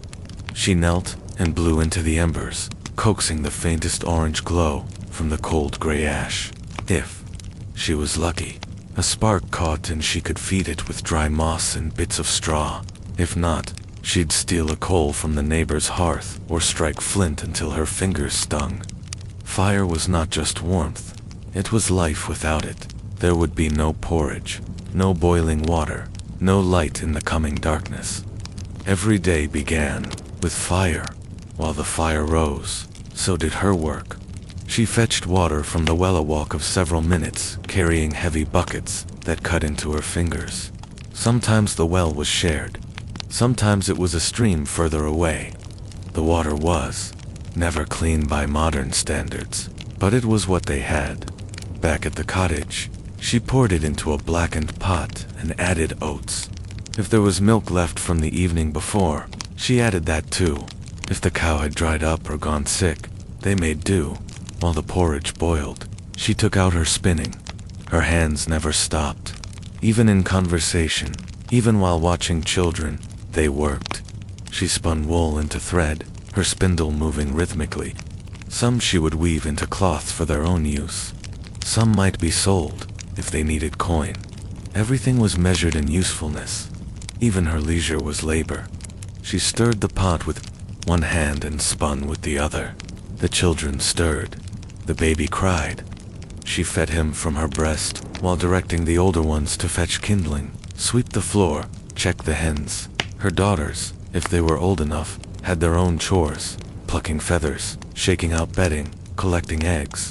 Her sons, unless very young, were sent to the fields or watched by older neighbors. There were no toys. There was no play. Childhood ended when one could lift a bucket. The man of the house rose and expected food. She ladled the porridge into a bowl, handed him a coarse loaf of bread from the night before. She ate what was left. Sometimes, nothing. Hunger was common, and she had learned to ignore it. If she was pregnant, she ignored that too, unless the pain became too sharp. Miscarriages happened, often silently, managed by blood and prayer. Number 1 stopped for them. Then came the chores outside. The animals needed tending. She milked the cow, scattered feed for the chickens, and checked for foxes or other threats. She hauled manure into the garden and turned the compost with a forked stick. She pulled weeds, checked root vegetables, and examined the cabbage leaves for holes. She knew the rhythm of the growing season better than the priest knew his psalter. Her family's survival depended on it. On washing days, the work became even heavier. Clothes were soaked in lye and ash, beaten against rocks, or scrubbed with brushes, hung across hedges to dry. The smell of soapwort and damp wool filled the air. Her hands cracked and blistered, and the cold water numbed her fingers. But the clothes had to be clean, at least clean enough. Infection and lice were constant threats. Meal preparation began again by midday. If there was meat, it had to be stretched boiled into stews with barley and onions, sometimes flavored with garlic, or herbs from the garden. Most days, there was no meat, just bread, porridge, or bean pottage. Her days were measured by how well she could feed her family with almost nothing. Her pride came not from flavor, but from fullness. She cleaned while the food cooked, swept the floor, repaired holes in clothing, stirred curds into cheese, sorted dried beans, shelled peas, carded wool, mended nets. Her world was domestic, but it was not passive. It was motion without pause, energy without applause. In the afternoon, she carried goods to market if they had anything to sell her, haps eggs, or spun wool. The journey was not short. Roads were muddy, sometimes dangerous. She brought the baby if she had no one to mind him. She traded more than she bought. Coin was rare. Reputation mattered. If she argued too loudly, or stood too confidently, she could be labeled a scold. If she smiled too often, she could be seen as loose. She walked the invisible line of decorum, speaking just enough and no more. On festival days, the church bells rang and her work doubled. Special breads were expected. Her best shift cleaned, children scrubbed. She prepared for visitors, but rarely visited others. Her place was to host, to serve, to clean up. Even holy days were not rest days. They were performances. The evening brought no reprieve. The animals needed tending again. The children bathed if there was water. Dinner, the final and lightest meal, was served. Leftovers, if any, were packed away. She swept the hearth, locked the door, checked the thatch for leaks. Her husband might speak to her then, or not. She might sew by firelight. She might nurse a child while mending shoes. She might weep silently in the dark, without reason, without relief. Only then, when the coals dimmed and the house was quiet, did she allow herself to sit still. Her body ached, her knees throbbed, her back stiffened, and tomorrow the whole cycle would begin again. No one called her a laborer. No one measured her hours. Her name did not appear in village records, except at birth and burial. But she worked more than any man. She worked from before dawn to deep into the night, without pause, without rest, without recognition. Her life was smoke and heat and tired hands. She was the fire that kept the world turning. But what happened when that fire burned out? In the tally books kept by stewards and reeves across medieval Europe, every piglet born, every sheaf of barley harvested, every acre plowed was counted and recorded. Yields were measured, tenants named, tools tallied, but nowhere in those long columns of ink did the women appear, not unless they were widowed heads of households or accused of crime. Their labor daily brutal, essential was invisible in ink, yet inscribed on every surface of the world around them. Without their hands, the village would starve, the homes would rot, the children would die. Consider the process of bread making, not the simple act of baking, but the entire chain from field to fire. The wheat had to be gleaned, separated, milled. Women often gathered after the main harvest, bent double in the fields under the late summer sun, collecting what the reapers left behind. They filled baskets with scattered grain, walking miles in a day just to scrape together enough for a week's flour. If the family owned no mill, the woman then carried that grain to the Lord's mill, where she paid a toll to grind it, where her body might be jostled by men, where she risked losing time she didn't have. Then came the baking. She kneaded dough by hand, hour after hour, feeling for texture with sore fingers. In summer heat or winter frost, she tended the oven, feeding it with wood. She chopped herself, or bartered for, with milk. If the dough failed to rise, if the bread came out burnt or sour, the family would eat it anyway. There was no second try, and this was just one task among hundreds. Every corner of domestic life demanded effort that never ceased. Laundry wasn't a matter of a rinse, it was an ordeal. Clothes were soaked in lye water made from wood ash, pounded with paddles, rinsed in freezing streams, then wrung and dried over thorn bushes or hearth hooks. The process could take days, especially in winter, when drying was slow. The same hands that labored through wash were also the ones weaving the very cloth that made those garments. From fleece to thread to fabric, every step was the woman's work. Women's days were crowded with repetitive, circular tasks. Sweeping the floor didn't last mud tracked in again. Feeding the animals happened twice, 3 times, every single day. Tending the garden meant constant weeds, watering during droughts, guarding against birds and rabbits. Preservation required boiling fruits, salting meat, drying herbs, smoking fish. If they failed, winter would come with a death toll. But perhaps the greatest labor came in the form of care. Medieval women were caregivers, not just to children, but to the sick, the elderly, the injured. There were no hospitals in rural villages.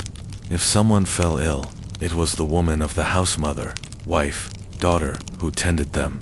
She changed dressings, fed broths, watched for fever, and sat beside the dying. She did this while still spinning, still nursing, still keeping the hearth alive. She did it with no thanks and no rest. Motherhood itself was unrelenting. Women were expected to birth many children, though most would bury some, sometimes many before those children reached adulthood. Each pregnancy brought the threat of death, and each recovery was brief, if it came at all. Nursing was constant, soothing, rocking, singing. These were not idle tasks, but wearying ones. And always, another child followed in cities. The work looked different, but no less consuming. Urban women carried water up narrow stairs, cleaned chamber pots, cooked over small hearths in shared courtyards. Many took on wage labor in addition to their household duties, brewing ale, weaving, spinning, selling goods in market stalls. These were considered women's trades, and they paid little, but for many families, they meant the difference between rent paid and eviction. A woman might rise before the sun, prepare her home, then walk miles to sell thread or cloth. She returned to hungry children, a full washing basin, a stove that had gone cold, and in wealthier homes, women managed entire households, supervising servants, accounting for stores, preparing for guests. Even among the elite, women's work never truly stopped, simply shifted form. The church praised labor, but only certain kinds. Manual labor by men was sanctified in sermons. Monks wrote treatises on the virtue of toil, but women's labor, domestic, emotional, cyclical, was described as duty, not work. A wife's service to her husband was spiritual, they said. Her silence was virtue, her suffering sanctified, but wherein that was her rest. Women did not get Sundays off. While men sat in the tavern or the town hall, women kept the fires burning, prepared the food, nursed the hangovers. On feast days, they cooked more. On holy days, they cleaned more. In death, they were rarely buried with tribute or tools. The male farmer might lie with his sickle, the soldier with his sword, the merchant with a scale. The woman was buried in her shroud. Her tools were never named, and still, they kept going. They found community where they could in shared wash days, in spinning circles, in whispered prayers, as they ground grain together. They passed stories, herbs, warnings, and hope. They taught their daughters, not in classrooms, but in motion: do this, not that. Boil this for fever. Never trust the priest when he lingers. They built a culture that was oral, tactile, sustained, yet the work aged them quickly. Many medieval women, even those who lived into their 40s, looked old before their time. Bent backs, missing teeth, hands knotted with arthritis. Their bodies bore the proof of labor that went uncounted, and when they died, their names were rarely written, but their lives lingered in every field harvested, in every meal served, in every stitch, in every garment, in every loaf of bread, in every clean floor, every soot-streaked wall, every lullaby. Their work shaped the world, even as the world refused to see it. And what does it say about history that the busiest people in the medieval world left the fewest written words behind? They said the man was the head of the household, but the woman was its spine. She carried its burdens, quiet and constant, under layers of expectation so thick they disappeared. When the Lord Steward came to tally rents, he spoke to the husband. When the priest gave instruction, it was to the father. But when the family ate, when the children were clothed, when the sick were soothed, and the house held together, it was her hands that made it so. By the time she reached middle age, if she survived childbirth and plague, the medieval woman had worked through decades without pause. No pensions waited for her, no rest. Even as her daughters came of age, their help did not replace her labor, only doubled it. She trained them by example, teaching them to spin even stitches, to feel the heat of the oven without a clock, to wrap a wound with just the right tension. She passed down remedies, techniques, survival tricks, not as formal knowledge, but as breath between moments. As boys were apprenticed to blacksmiths or bakers, girls were apprenticed to the fire. They learned how to judge the doneness of bread by the scent of the crust, how to slaughter a chicken without wasting meat, how to pack salt into a wound and keep a straight face. There were no guilds for them, no charters. Their education was in sweat and observation, honed by the pressure to be useful. Widowhood, for those who reached it, sometimes offered the first taste of agency. With their husbands gone, some women gained control of land or property, though rarely without challenges. Legal rights were fragile and easily contested. A woman who claimed too much authority risked being labeled greedy or unnatural. She had to walk a careful path, strong but not threatening, capable but not ambitious. The same society that leaned on her expected her to vanish when her usefulness ended, and yet many did not vanish. In the margins of manorial roles, one can find their names: Alice, widow of John the Thatcher, leasing 2 acres; Marjorie Spinner, paying rent and wool; Joan Alewife, fined for watering her brew. These were women who worked alone, who led households, who kept communities afloat. The alewife, in particular, was a common figure, so common she became the subject of jokes, songs, and suspicion. Brewing was women's work, part of the domestic routine. But when alewives began to sell their product publicly, they crossed into the economic realm, and there they became targets. If her ale was too weak, she was fined. If her stall did too well, she was questioned. If she spoke too boldly, she was mocked. The image of the crooked-nosed, sharp-tongued alewife became a stock character, partly out of humor, partly out of fear. Still, they persisted. The work had to be done in larger households. Women managed staff servants, other women, sometimes even men. They controlled storerooms, oversaw meals, planned the daily rhythms of dozens of people. These women, often called housewives or chatelaines, ran economies within walls. Their competence was assumed, but rarely praised. A mistake would be punished. Success was its own expectation. Even nuns were not spared the weight of labor. In convents, they rose before dawn, sang hours of prayers, tended gardens, copied texts, taught novices, cared for the sick. The cloistered life was not idle, it was merely removed. For many, it was just another form of endless work, wrapped in silence and ritual. As the centuries passed, the rise of markets and wage labor brought new challenges. Women who once labored solely within their households began to work outside of them, in textile shops, in inns, in fields for pay. Their work was essential to family survival, but increasingly marginalized. Guilds shut them out. Laws restricted their trades. Some towns banned women from selling goods without a male sponsor, and yet they went on selling from baskets, from stalls, from doorways. Sometimes, their labor became resistance. In Paris, during food shortages, women led protests, not because they were rebels, but because they were cooks, and empty pots could not be ignored. In London, women formed cooperative networks, sharing milk, bread, firewood. They knew that survival was not just about work, but about connection. They did not call this politics. They called it living. And so each day, the medieval woman woke to a world that saw her labor as background noise. She worked because she had to, because no one else would, because the family would fall apart without her. She was praised for endurance, but not remembered for it. If she collapsed, someone else would take her place. The system did not allow for rest. Her body was the first tool. Her back bore the load of children, baskets, water, wood. Her arms kneaded, stirred, hauled, cradled.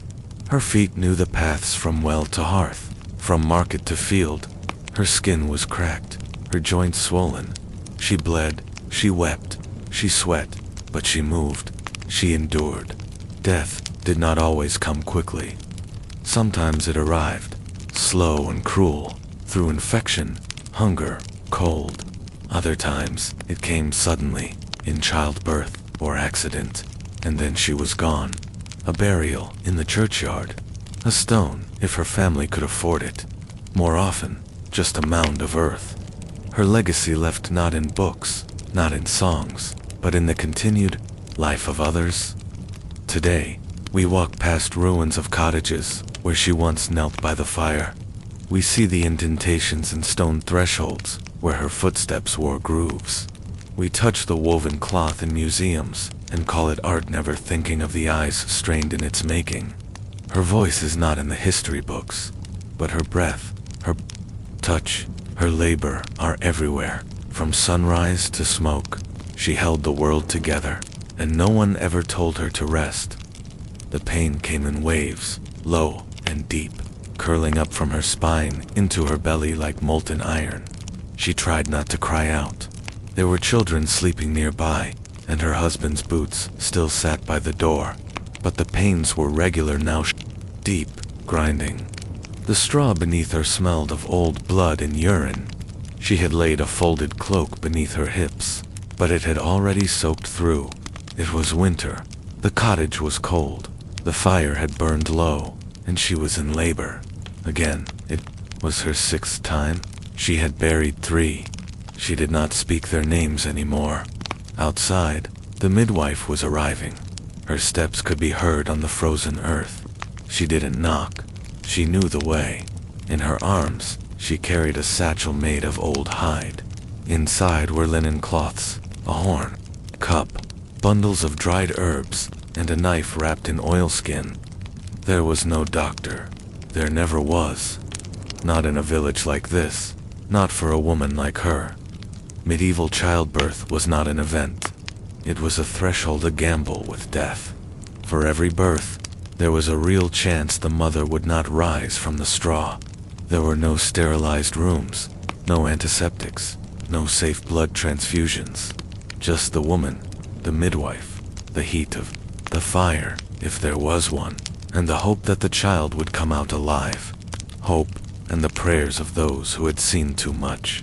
Midwives were everything. They knew when to wait and when to act, when to press and when to cut. They tied cords. With flax rubbed salt into the baby's skin to protect it from the devil, murmured invocations to the Virgin. They carried the weight of 1,000 superstitions and 1,000 more years of female wisdom. They had no license. No man trained them. But without them, the women would die faster than they already did. The birth chamber was closed to men. Only women attended. Neighbors, grandmothers, the local healer if she was available. They boiled water. They held hands. They sang sometimes. They mopped sweat and packed cloth between the woman's legs when the bleeding wouldn't stop. They didn't speak of what they saw: torn flesh, dead babies, silent screams, but they remembered. Always inside the cottage, the labor dragged on. Her water had broken, and now the midwife sat beside her, one hand gently on her thigh, the other pressing a warm cloth to her brow. The contractions were closer now. Her body rocked with each wave. She had no words left, only the breath between cries. The child was turned. They knew the signs: the twisting tension, the endless pushing with no progress, the dread in the midwife's eyes. Sometimes the baby came feet first, sometimes shoulder, sometimes not at all. In wealthier households, there might be tools, hooks, forceps, even a priest with a vial of holy oil. But here, there was only hands, and time, and risk. Still, she labored. Hours passed. The light changed. Her husband took the children to a neighbor's. He did not want them to hear their mother scream. He did not want to hear it either. The baby, crowned at dusk. A slow push, then another. The midwife whispered under her breath. The woman clenched her teeth. The baby slipped free at last, slick and red and silent, a cord around the neck. The midwife worked fast, unwinding it with steady fingers. She blew into the child's mouth, pressed on the chest, whispered a prayer meant for emergencies. The child gasped alive, but the danger wasn't over. Now came the afterbirth, in the most dangerous births. This was when the bleeding began: uterine rupture, tearing, infection. The mother moaned, barely conscious. The midwife worked swiftly, massaging the belly, placing hot stones near the feet, forcing wine between cracked lips. The room stank of blood, salt, and smoke. The woman survived. This time, but she would not walk for days. She would bleed for weeks. She would nurse with cracked nipples and raw skin. There would be no break, no reprieve, just the endless return of labor of another kind, and if she had died, the priest would have arrived, too late, to sprinkle holy water. The midwife might be questioned. Had she baptized the child? Had she used charms? Had she done everything the church demanded? If not, there would be consequences. Because in the medieval world, even birth was political. Even the moment between life and death had rules. Women were expected to bear children, as many as possible. The health of a household, a village, even a kingdom, rested on their wombs. A noblewoman might be praised for producing heirs. A peasant woman might be pitied, but not spared. From queen to commoner, childbirth was the same grim trials, stripped of comfort, steeped in pain, overseen only by other women and the shadow of death. Pain was not considered a tragedy. It was expected. Eve had sinned, and this was her price. Women were told to endure it in silence, to accept it as natural. But there was nothing natural about bleeding to death in straw. And when the baby lived, and the mother did not, the child was passed to wet nurses, if there were any. If not, the neighbors might share their milk. If none could help, the child died too. The cycle began again. Women mourned each other quietly. A sister, a cousin, a neighbor, gone in a single night. They laid her out in her best dress, folded her hands, lit a single candle. Her name was spoken softly, then less often, then not at all. No marker, no stone, only another woman, a few months later, crying in the straw where she had once lain. And how many remembered her? How many still heard her screams in the quiet of the evening? There was no school for midwives. No university would take them. No master would apprentice them. No church-sponsored curriculum would write their knowledge down. And yet, across every village and town, every walled city and borderland, they existed women who knew the signs of life and death. By the way, a woman breathed, who had seen more births than any learned man dared witness, who had felt the soft skull of a newborn twist beneath their fingers and the heavy, sudden stillness of one who would not cry. It was this knowledge, gained not through books, but through repetition, that made the medieval midwife both indispensable and feared. Midwifery was women's work, always had been. When a woman went into labor, she did so surrounded by other women, usually in a space sealed off from the rest of the household. The birthing chamber was sanctified in a different way than the church. It was the domain of whispered prayers and boiled herbs, of linen cloths and silent tears. The men stayed out. Even husbands were often forbidden to enter. They waited in the next room, pacing, praying, or drinking helpless in the face of something too dangerous for them to touch. Midwives like Matilda of Artois, whose name survives in a brief parish ledger, were selected not by decree, but by reputation. She had helped with 32 births. The entry notes. Most of the mothers lived. That was considered exceptional. Her tools were simple: a knife for cutting the cord, thread for tying it off, cloths for swaddling, and sometimes a birth doula, wooden frame with a hole in the seat, so gravity could assist where the body faltered. She came to births not as a guest, but as a commander. In those hours, the household belonged to her. She gave orders: more water, more heat, hold her legs, make her drink. If the birth was smooth, she guided it with care. If it was hard, she did what she could, even when that meant choosing who would live and who would not. There were procedures, grim and ancient. If the child could not be delivered, she might attempt to turn it. If the mother died in labor, and the child still moved within her, she was bound by oath to perform a post-mortem cesarean, ripping the belly open in the hope of saving a baptized soul. These things happened rarely, but they did happen, and the midwife bore the weight of each one. She was the last to touch the dying, and the first to touch the living. Her hands crossed both thresholds. Midwives were sworn to God. Many had to take formal oaths before bishops or parish priests. They promised to deliver children safely, to baptize those born in danger, to avoid charms and forbidden words. But in private, Many still used them. Words passed from older women to younger ones. Latin fragments. Prayers not found in scripture. Rhyme spells. Saint Margaret, open the womb, let the child come into the room. These were not considered magic by those who used them. They were medicine. Hope, a hedge against death, when death sat just outside the door. And sometimes they worked. But when they didn't, when the child died, or the mother bled out, the midwife stood alone in the silence. If the family turned on her, if the priest grew suspicious, if the whispers in the village grew loud, her life could unravel in a day. One accusation was enough. A midwife in Cologne was burned in 1323 after a stillbirth. The mother had survived, but the father, grieving and drunk, blamed the old woman who had delivered the baby. He claimed she muttered devil words, that she rubbed something on the mother's belly, that she prayed not to God but to someone else.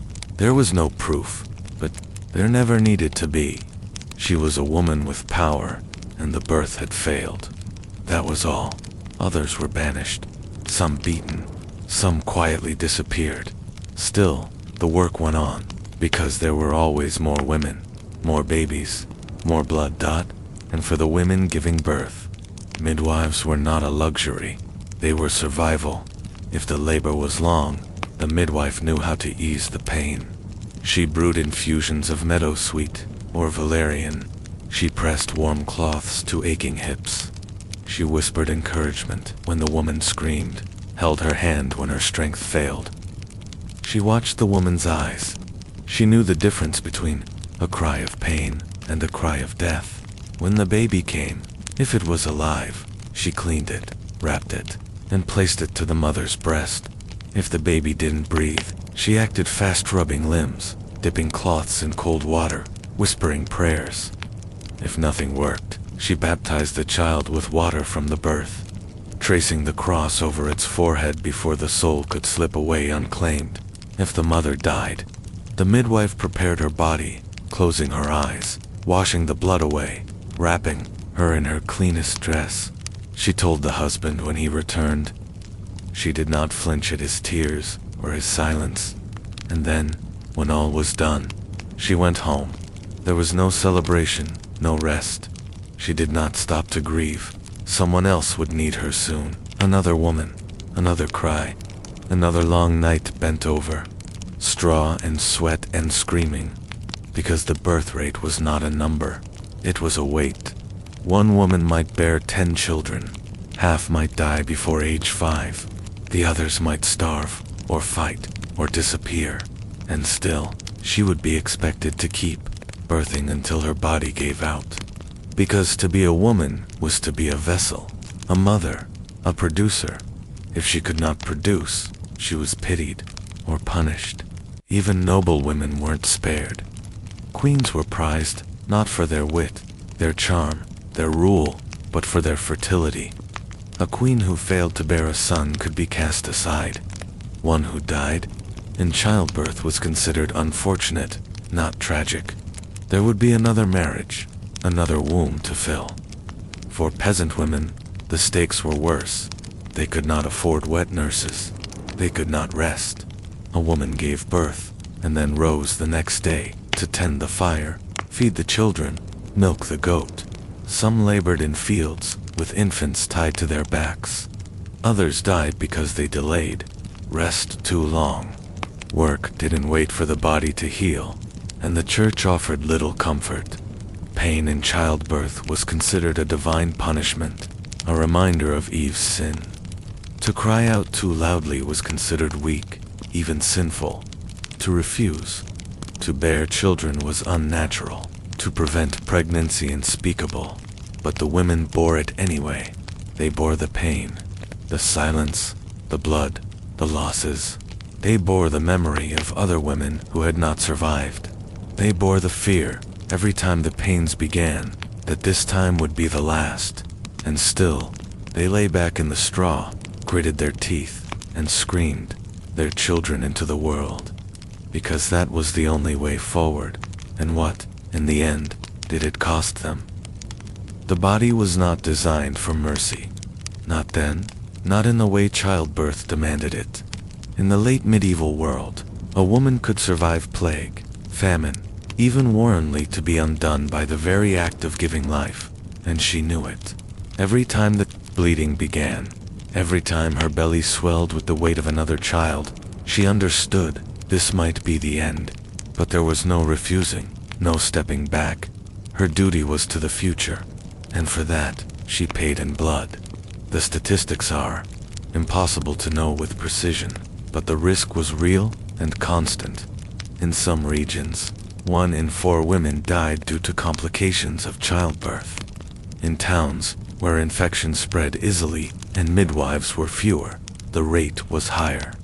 In rural areas, where isolation delayed help and folk remedies were all they had, it was sometimes worse. No one tracked these deaths officially. They weren't unusual. They weren't even worth comment. They were expected. When a woman reached childbearing age, the world changed around her. The neighbors watched her belly. The priest spoke more often of obedience. Her mother reminded her to lie still, to pray, to bear pain with dignity. She was warned to avoid lifting heavy pots, to stay away from certain foods, to sleep facing east. Some of these were superstition. Some were folk knowledge passed down for generations. Some were acts of desperation against a fate they could not control.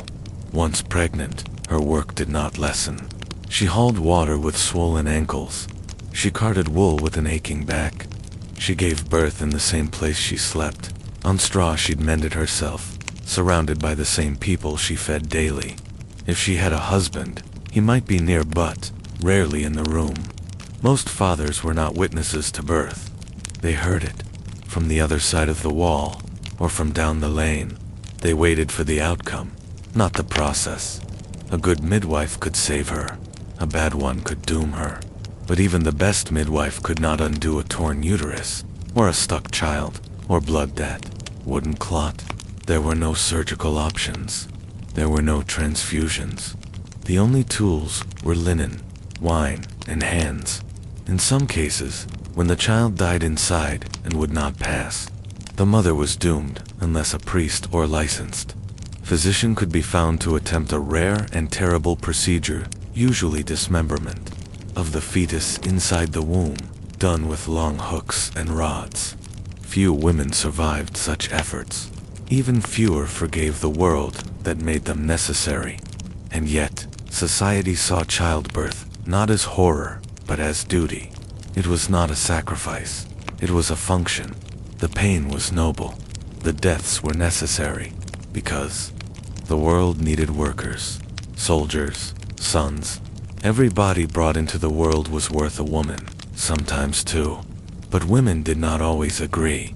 In the margins of herbal guides and household manuscripts, scribes have found symbols and recipes written in code, mixtures of rue, pennyroyal, and tansy, not for easing labor, but for preventing it. Abortifacients, secret instructions, hidden from clergy and husbands alike.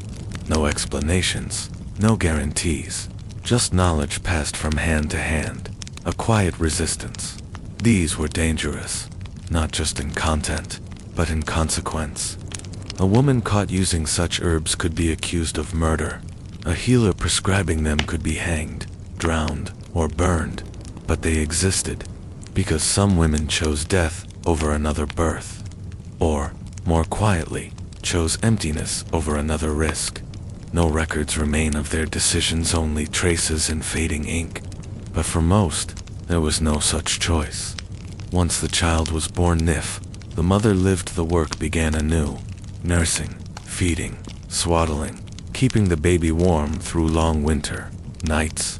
The postpartum period, in theory, came with churching, a ritual cleansing that welcomed the woman back into the parish after birth. But there was no real recovery, no rest.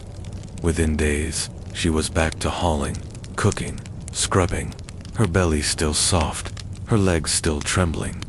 If the child thrived, it was a gift. Many did not. 1 in 3 died before the age of 5. Coughs turned to choking, rashes spread, fevers burned.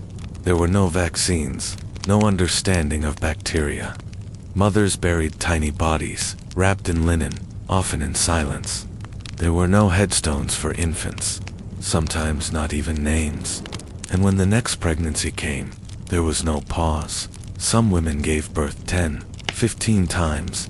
Each labor chipped away at the body. Organs shifted, teeth loosened, skin broke, pelvises weakened. The final birth often came with the words, "She bled too much." That was all. No drama, no wailing, just the end. And then the world moved on. The widower remarried. The children were raised by a stepmother.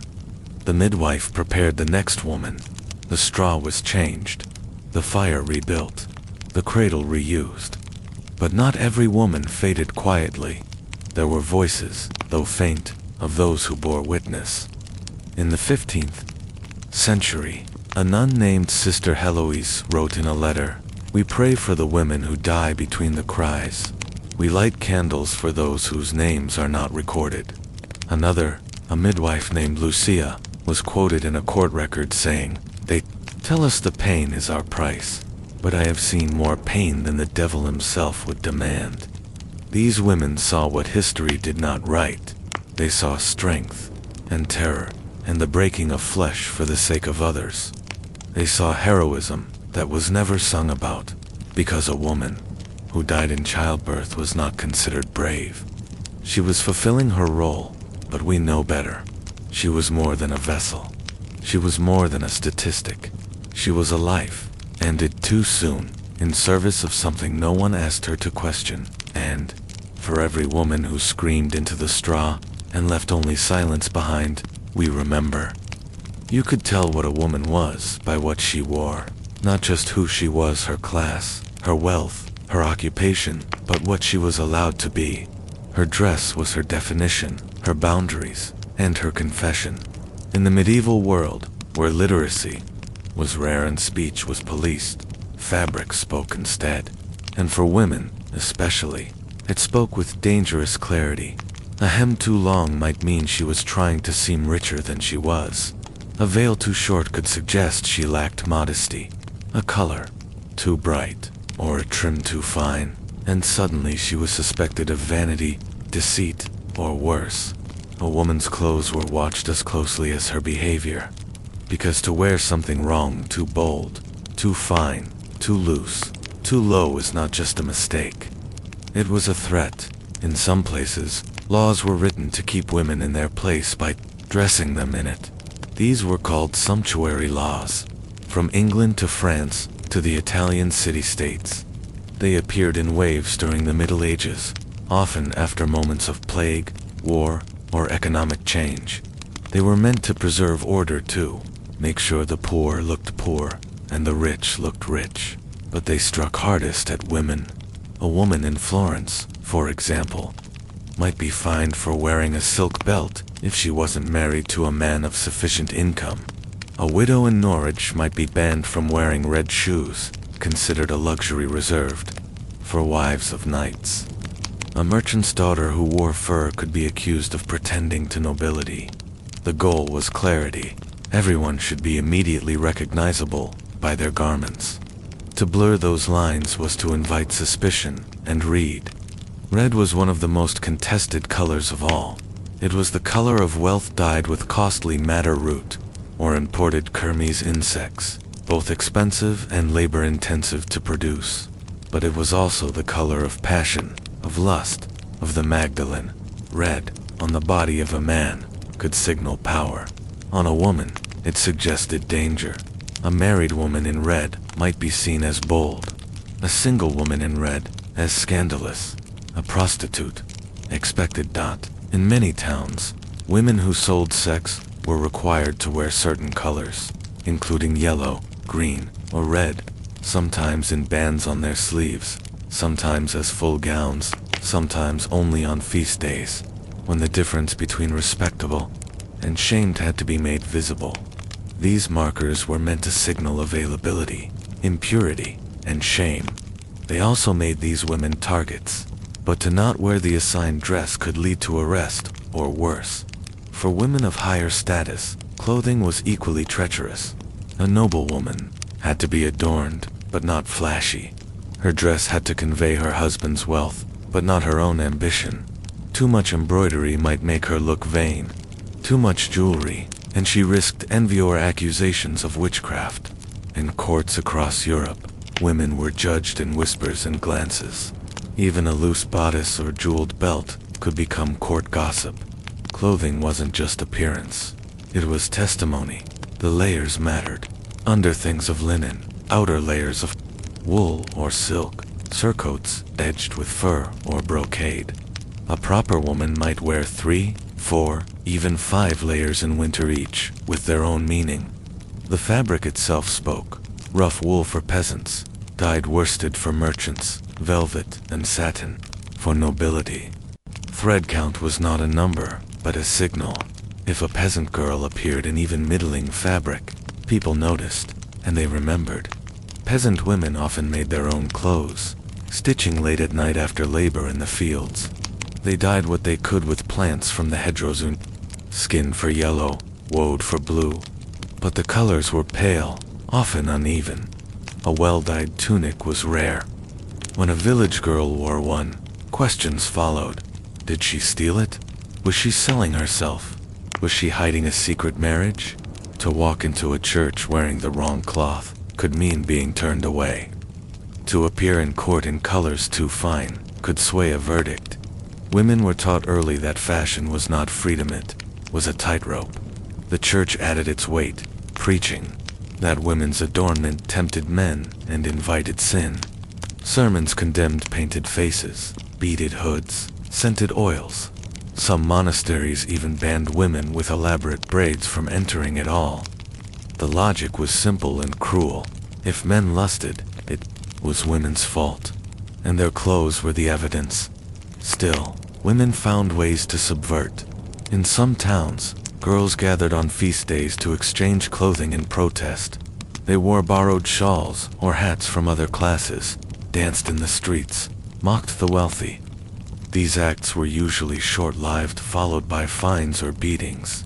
But the memory of resistance lingered in marketplaces. Women traders wore practical smocks over finer gowns, pulling off the outer layer when needed, revealing silk beneath when it mattered.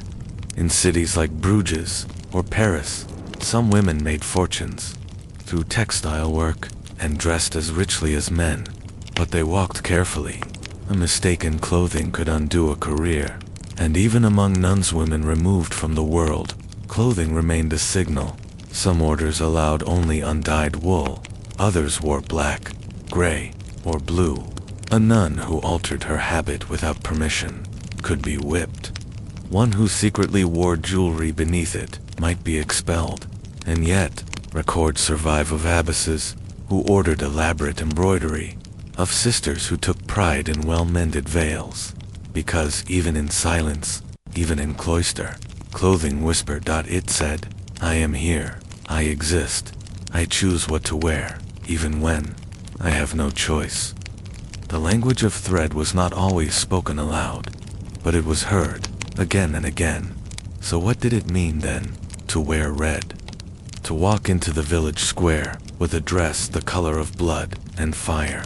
Was it a threat, a confession, a cry, or simply finally an act of being seen? The thread that bound women to their clothing was never just wool or linen, it was a cord of judgment, expectation, and control. Across medieval Europe, a woman's garments were more than decoration. They were a ledger, a code, a risk. For every stitch, there was a rule. For every adornment, a potential consequence. In the great cities of the time, London, Paris, Milan, markets bustled with cloth, bolts of Flemish linen, Tuscan silk, English wool, dyers, weavers, fullers, tailor-sole men. But in private homes, it was women's hands that cut, sewed, and mended. A wife or servant was expected to keep garments intact, to repurpose and adapt. A tunic might serve a husband, then a son, then be remade as an apron.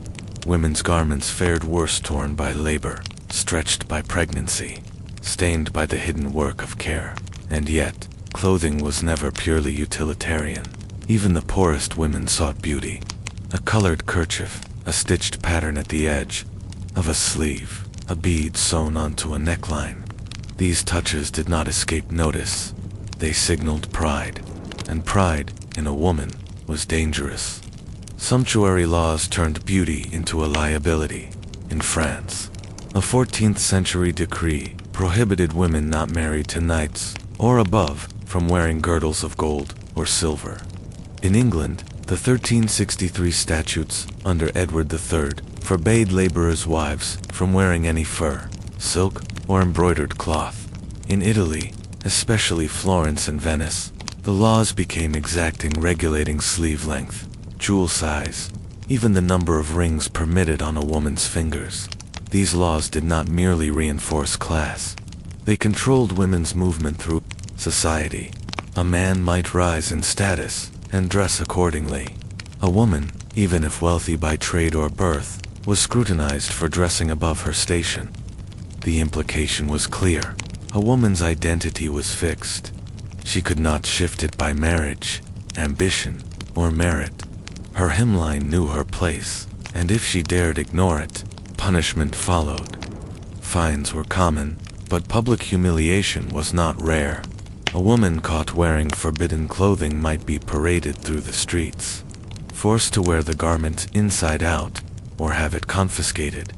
Tailors were threatened with fines for sewing clothes they knew violated the law, especially if the client was female. In some cities, repeat offenders were subject to harsher penalties. In 15th century Florence, women who wore banned fabrics were subject to moral correction by local councils made up, of course, entirely of men. Their clothing was considered a form of civic disorder, as threatening to the moral fabric of the city as theft or fraud. But the most visible punishment was social gossip. Exclusion, suspicion, these were sharper than legal fines. A woman who dressed too well was labeled ambitious.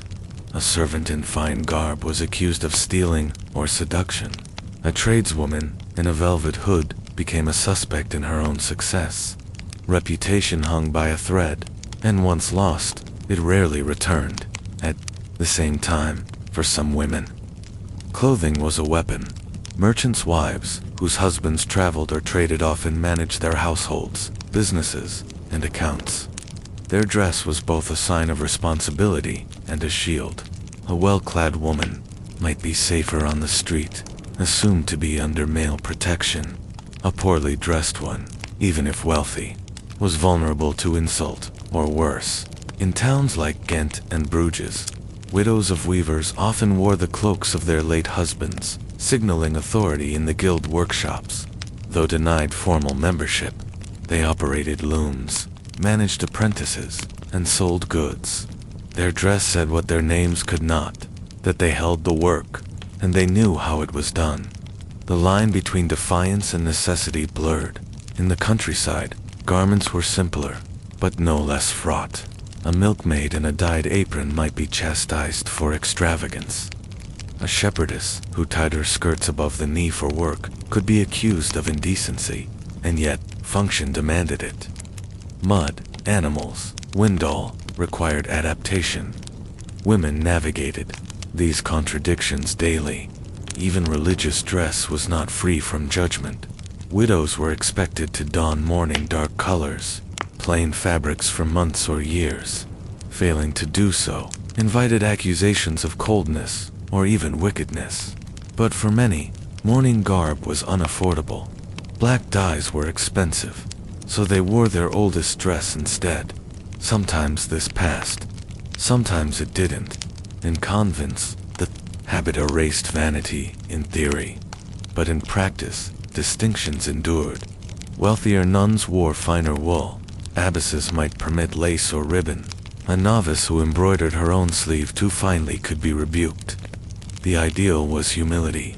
The reality was politics. Court dress brought its own theater. In royal courts, women's gowns became battlegrounds of symbolism. Long sleeves dragging on the floor, trains trailing several feet, bodices tight-laced to reshape the body. These were not garments of ease. but statements. They said, "I am not required to work. I am above the common." But even among the noble, there were limits. A queen might dazzle, but a lady-in-waiting who outshone her would be banished. A mistress could wear daring fabrics, but if she angered the wrong lord, her clothes would be used against her, called proof of corruption.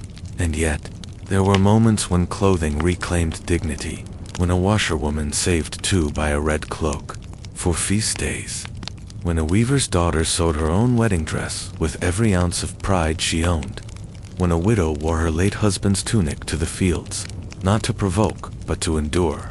These small acts of agency, stitched into lives of restriction, formed the hidden seams of resistance, because for all its dangers, clothing also remembered.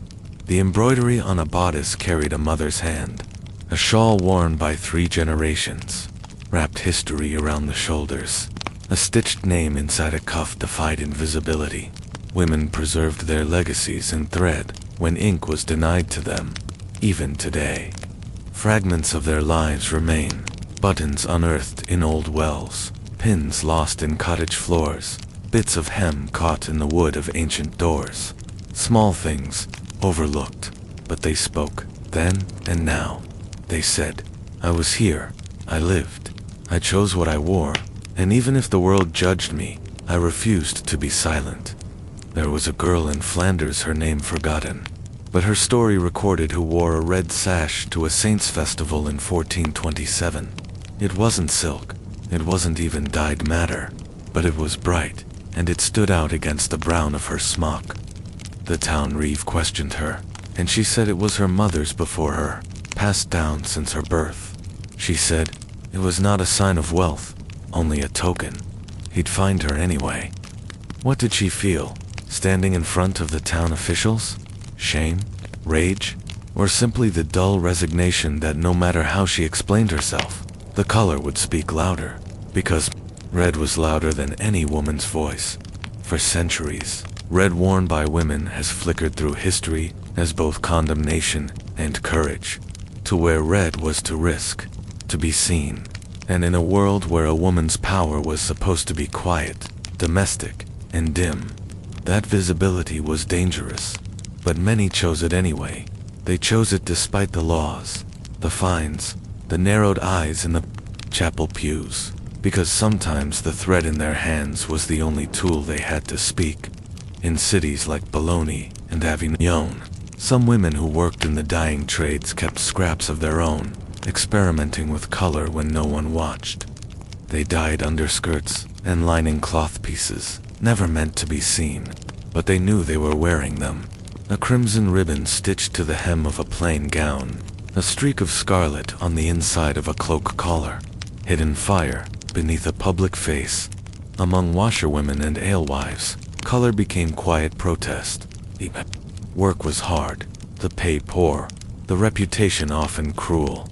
But on feast days, they emerged in their best skirts, patched with bits of stolen velvet, belts strung with discarded beads. The townsfolk scoffed, called them proud, but they danced anyway. The church had little patience for such displays.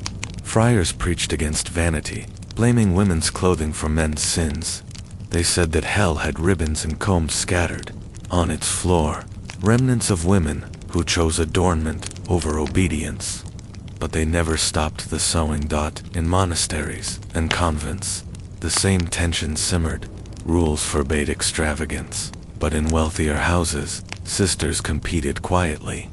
The finest stitching, the cleanest white, the neatest veil edge. For some, it was devotion to present the best to God. For others, it was the last space left to claim dignity. A clean habit was a line of defense against being forgotten. Widows often walked that same line. When their husbands died, their clothing became a signal, not just of grief, but of availability. A widow in black was respected, especially if she aged into it. A widow in bright colors, especially red, was dangerous. She was accused of moving on too quickly, of seeking attention, of violating the unspoken contract of mourning. Yet some did just that. Some returned to old dresses. Others stitched new ones from wedding gowns, reshaped to fit leaner bodies. One merchant's widow in York was accused in court of garbing herself in colors unsuited to her station. The implication: she was dressing for remarriage. The evidence: a russet overskirt and polished boots. Her defense was simple: it was her own money. But money didn't protect women. It marked them. Even wealthy women, with access to the best cloth, faced endless scrutiny. Daughters of noble houses were expected to dress richly, but modestly, to advertise their family's prestige, without suggesting their own ambition.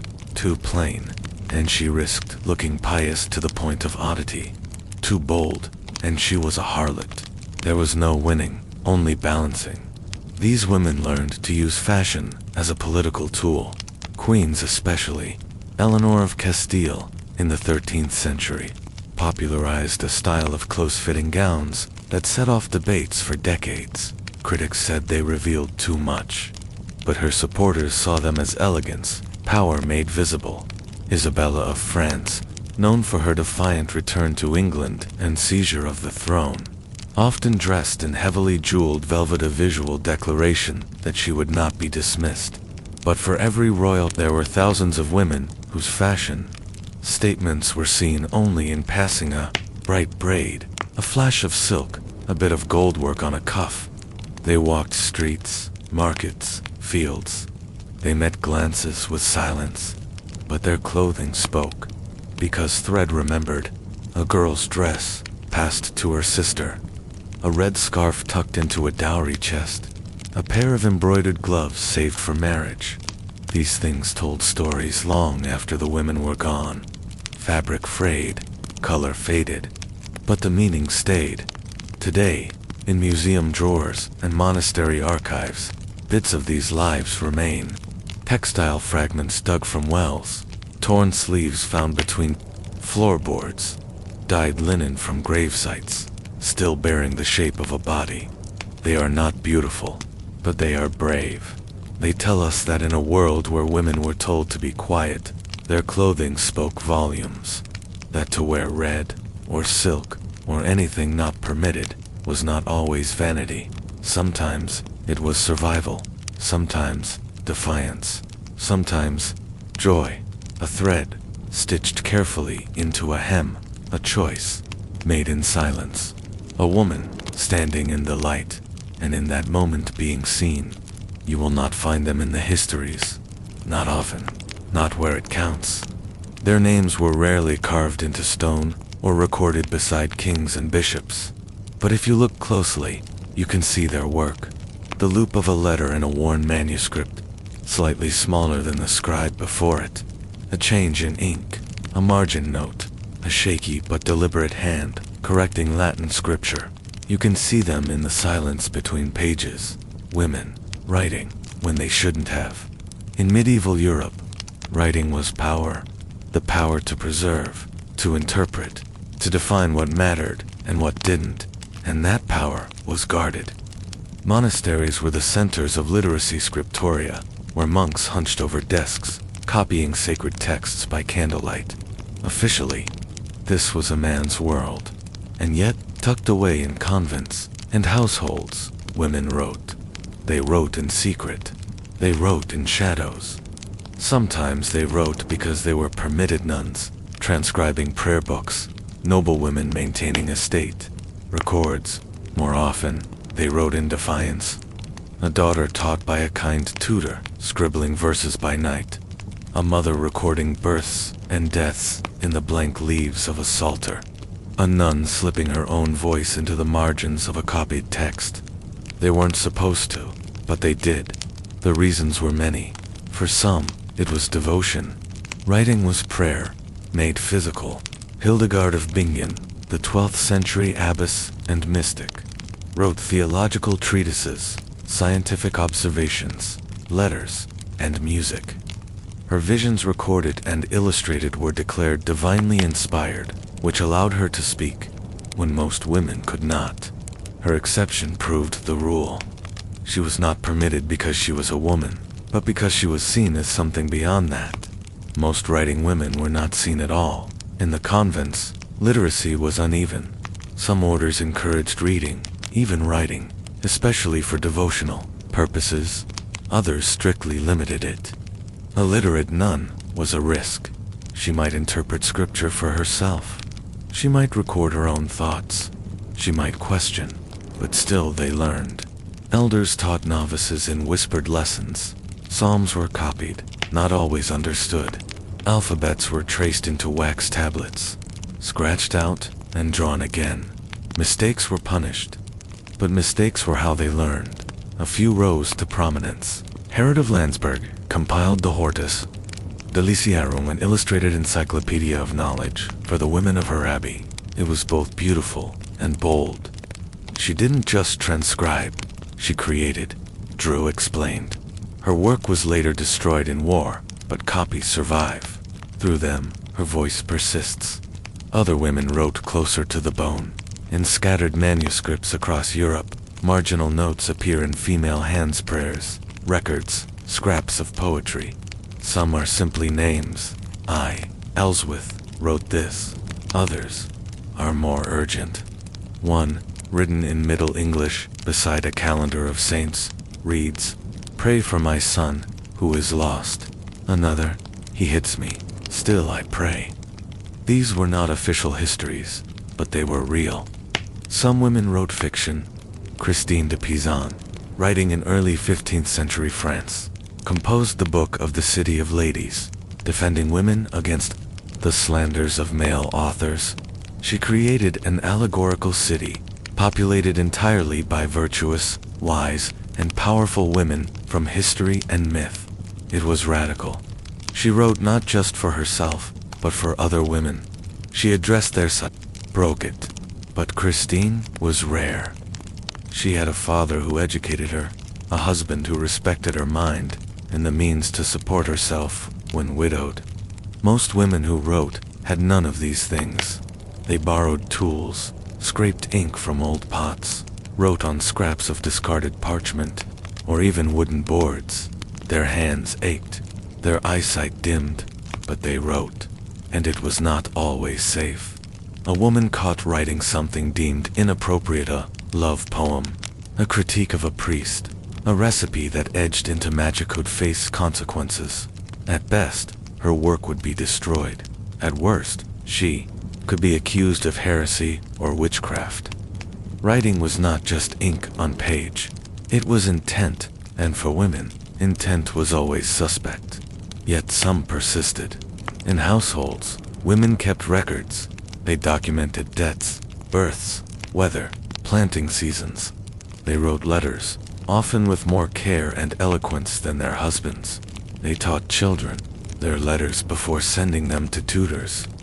A few wrote books on herbal medicine, weaving local knowledge with observations passed down orally. One such manuscript, attributed to a woman known only as Marjorie of the Garden, lists over 200 remedies, many annotated with personal comments. Good for the ache of old bones. Do not use this when the moon is full. It is not polished Latin. It is English, rough and clear. It speaks across the centuries like a voice in your ear. Sometimes, a woman's writing was preserved, only because a man found it useful. The writings of Trotula of Salerno, name likely referring to several women physicians, were copied into medical texts. They included observations on pregnancy, childbirth, and women's health. For a time, these texts were taught in European universities without attribution or under male pseudonyms. Trotula vanished from the narrative, though her words remained. This erasure was common. Women who wrote were often hidden behind anonymity. Some chose it for protection. Others had it forced upon them. Their works were folded into collections, claimed by husbands, sons, or simply left unsigned. A fragment of poetry, a recipe, a letter surviving but orphaned. Yet across centuries, these scattered words form a thread. They connect a nun in Germany to a midwife in Norfolk, a poet in France to a peasant in Castile. Women who should not have written but did. And why? Because writing was memory, control, a way to make a mark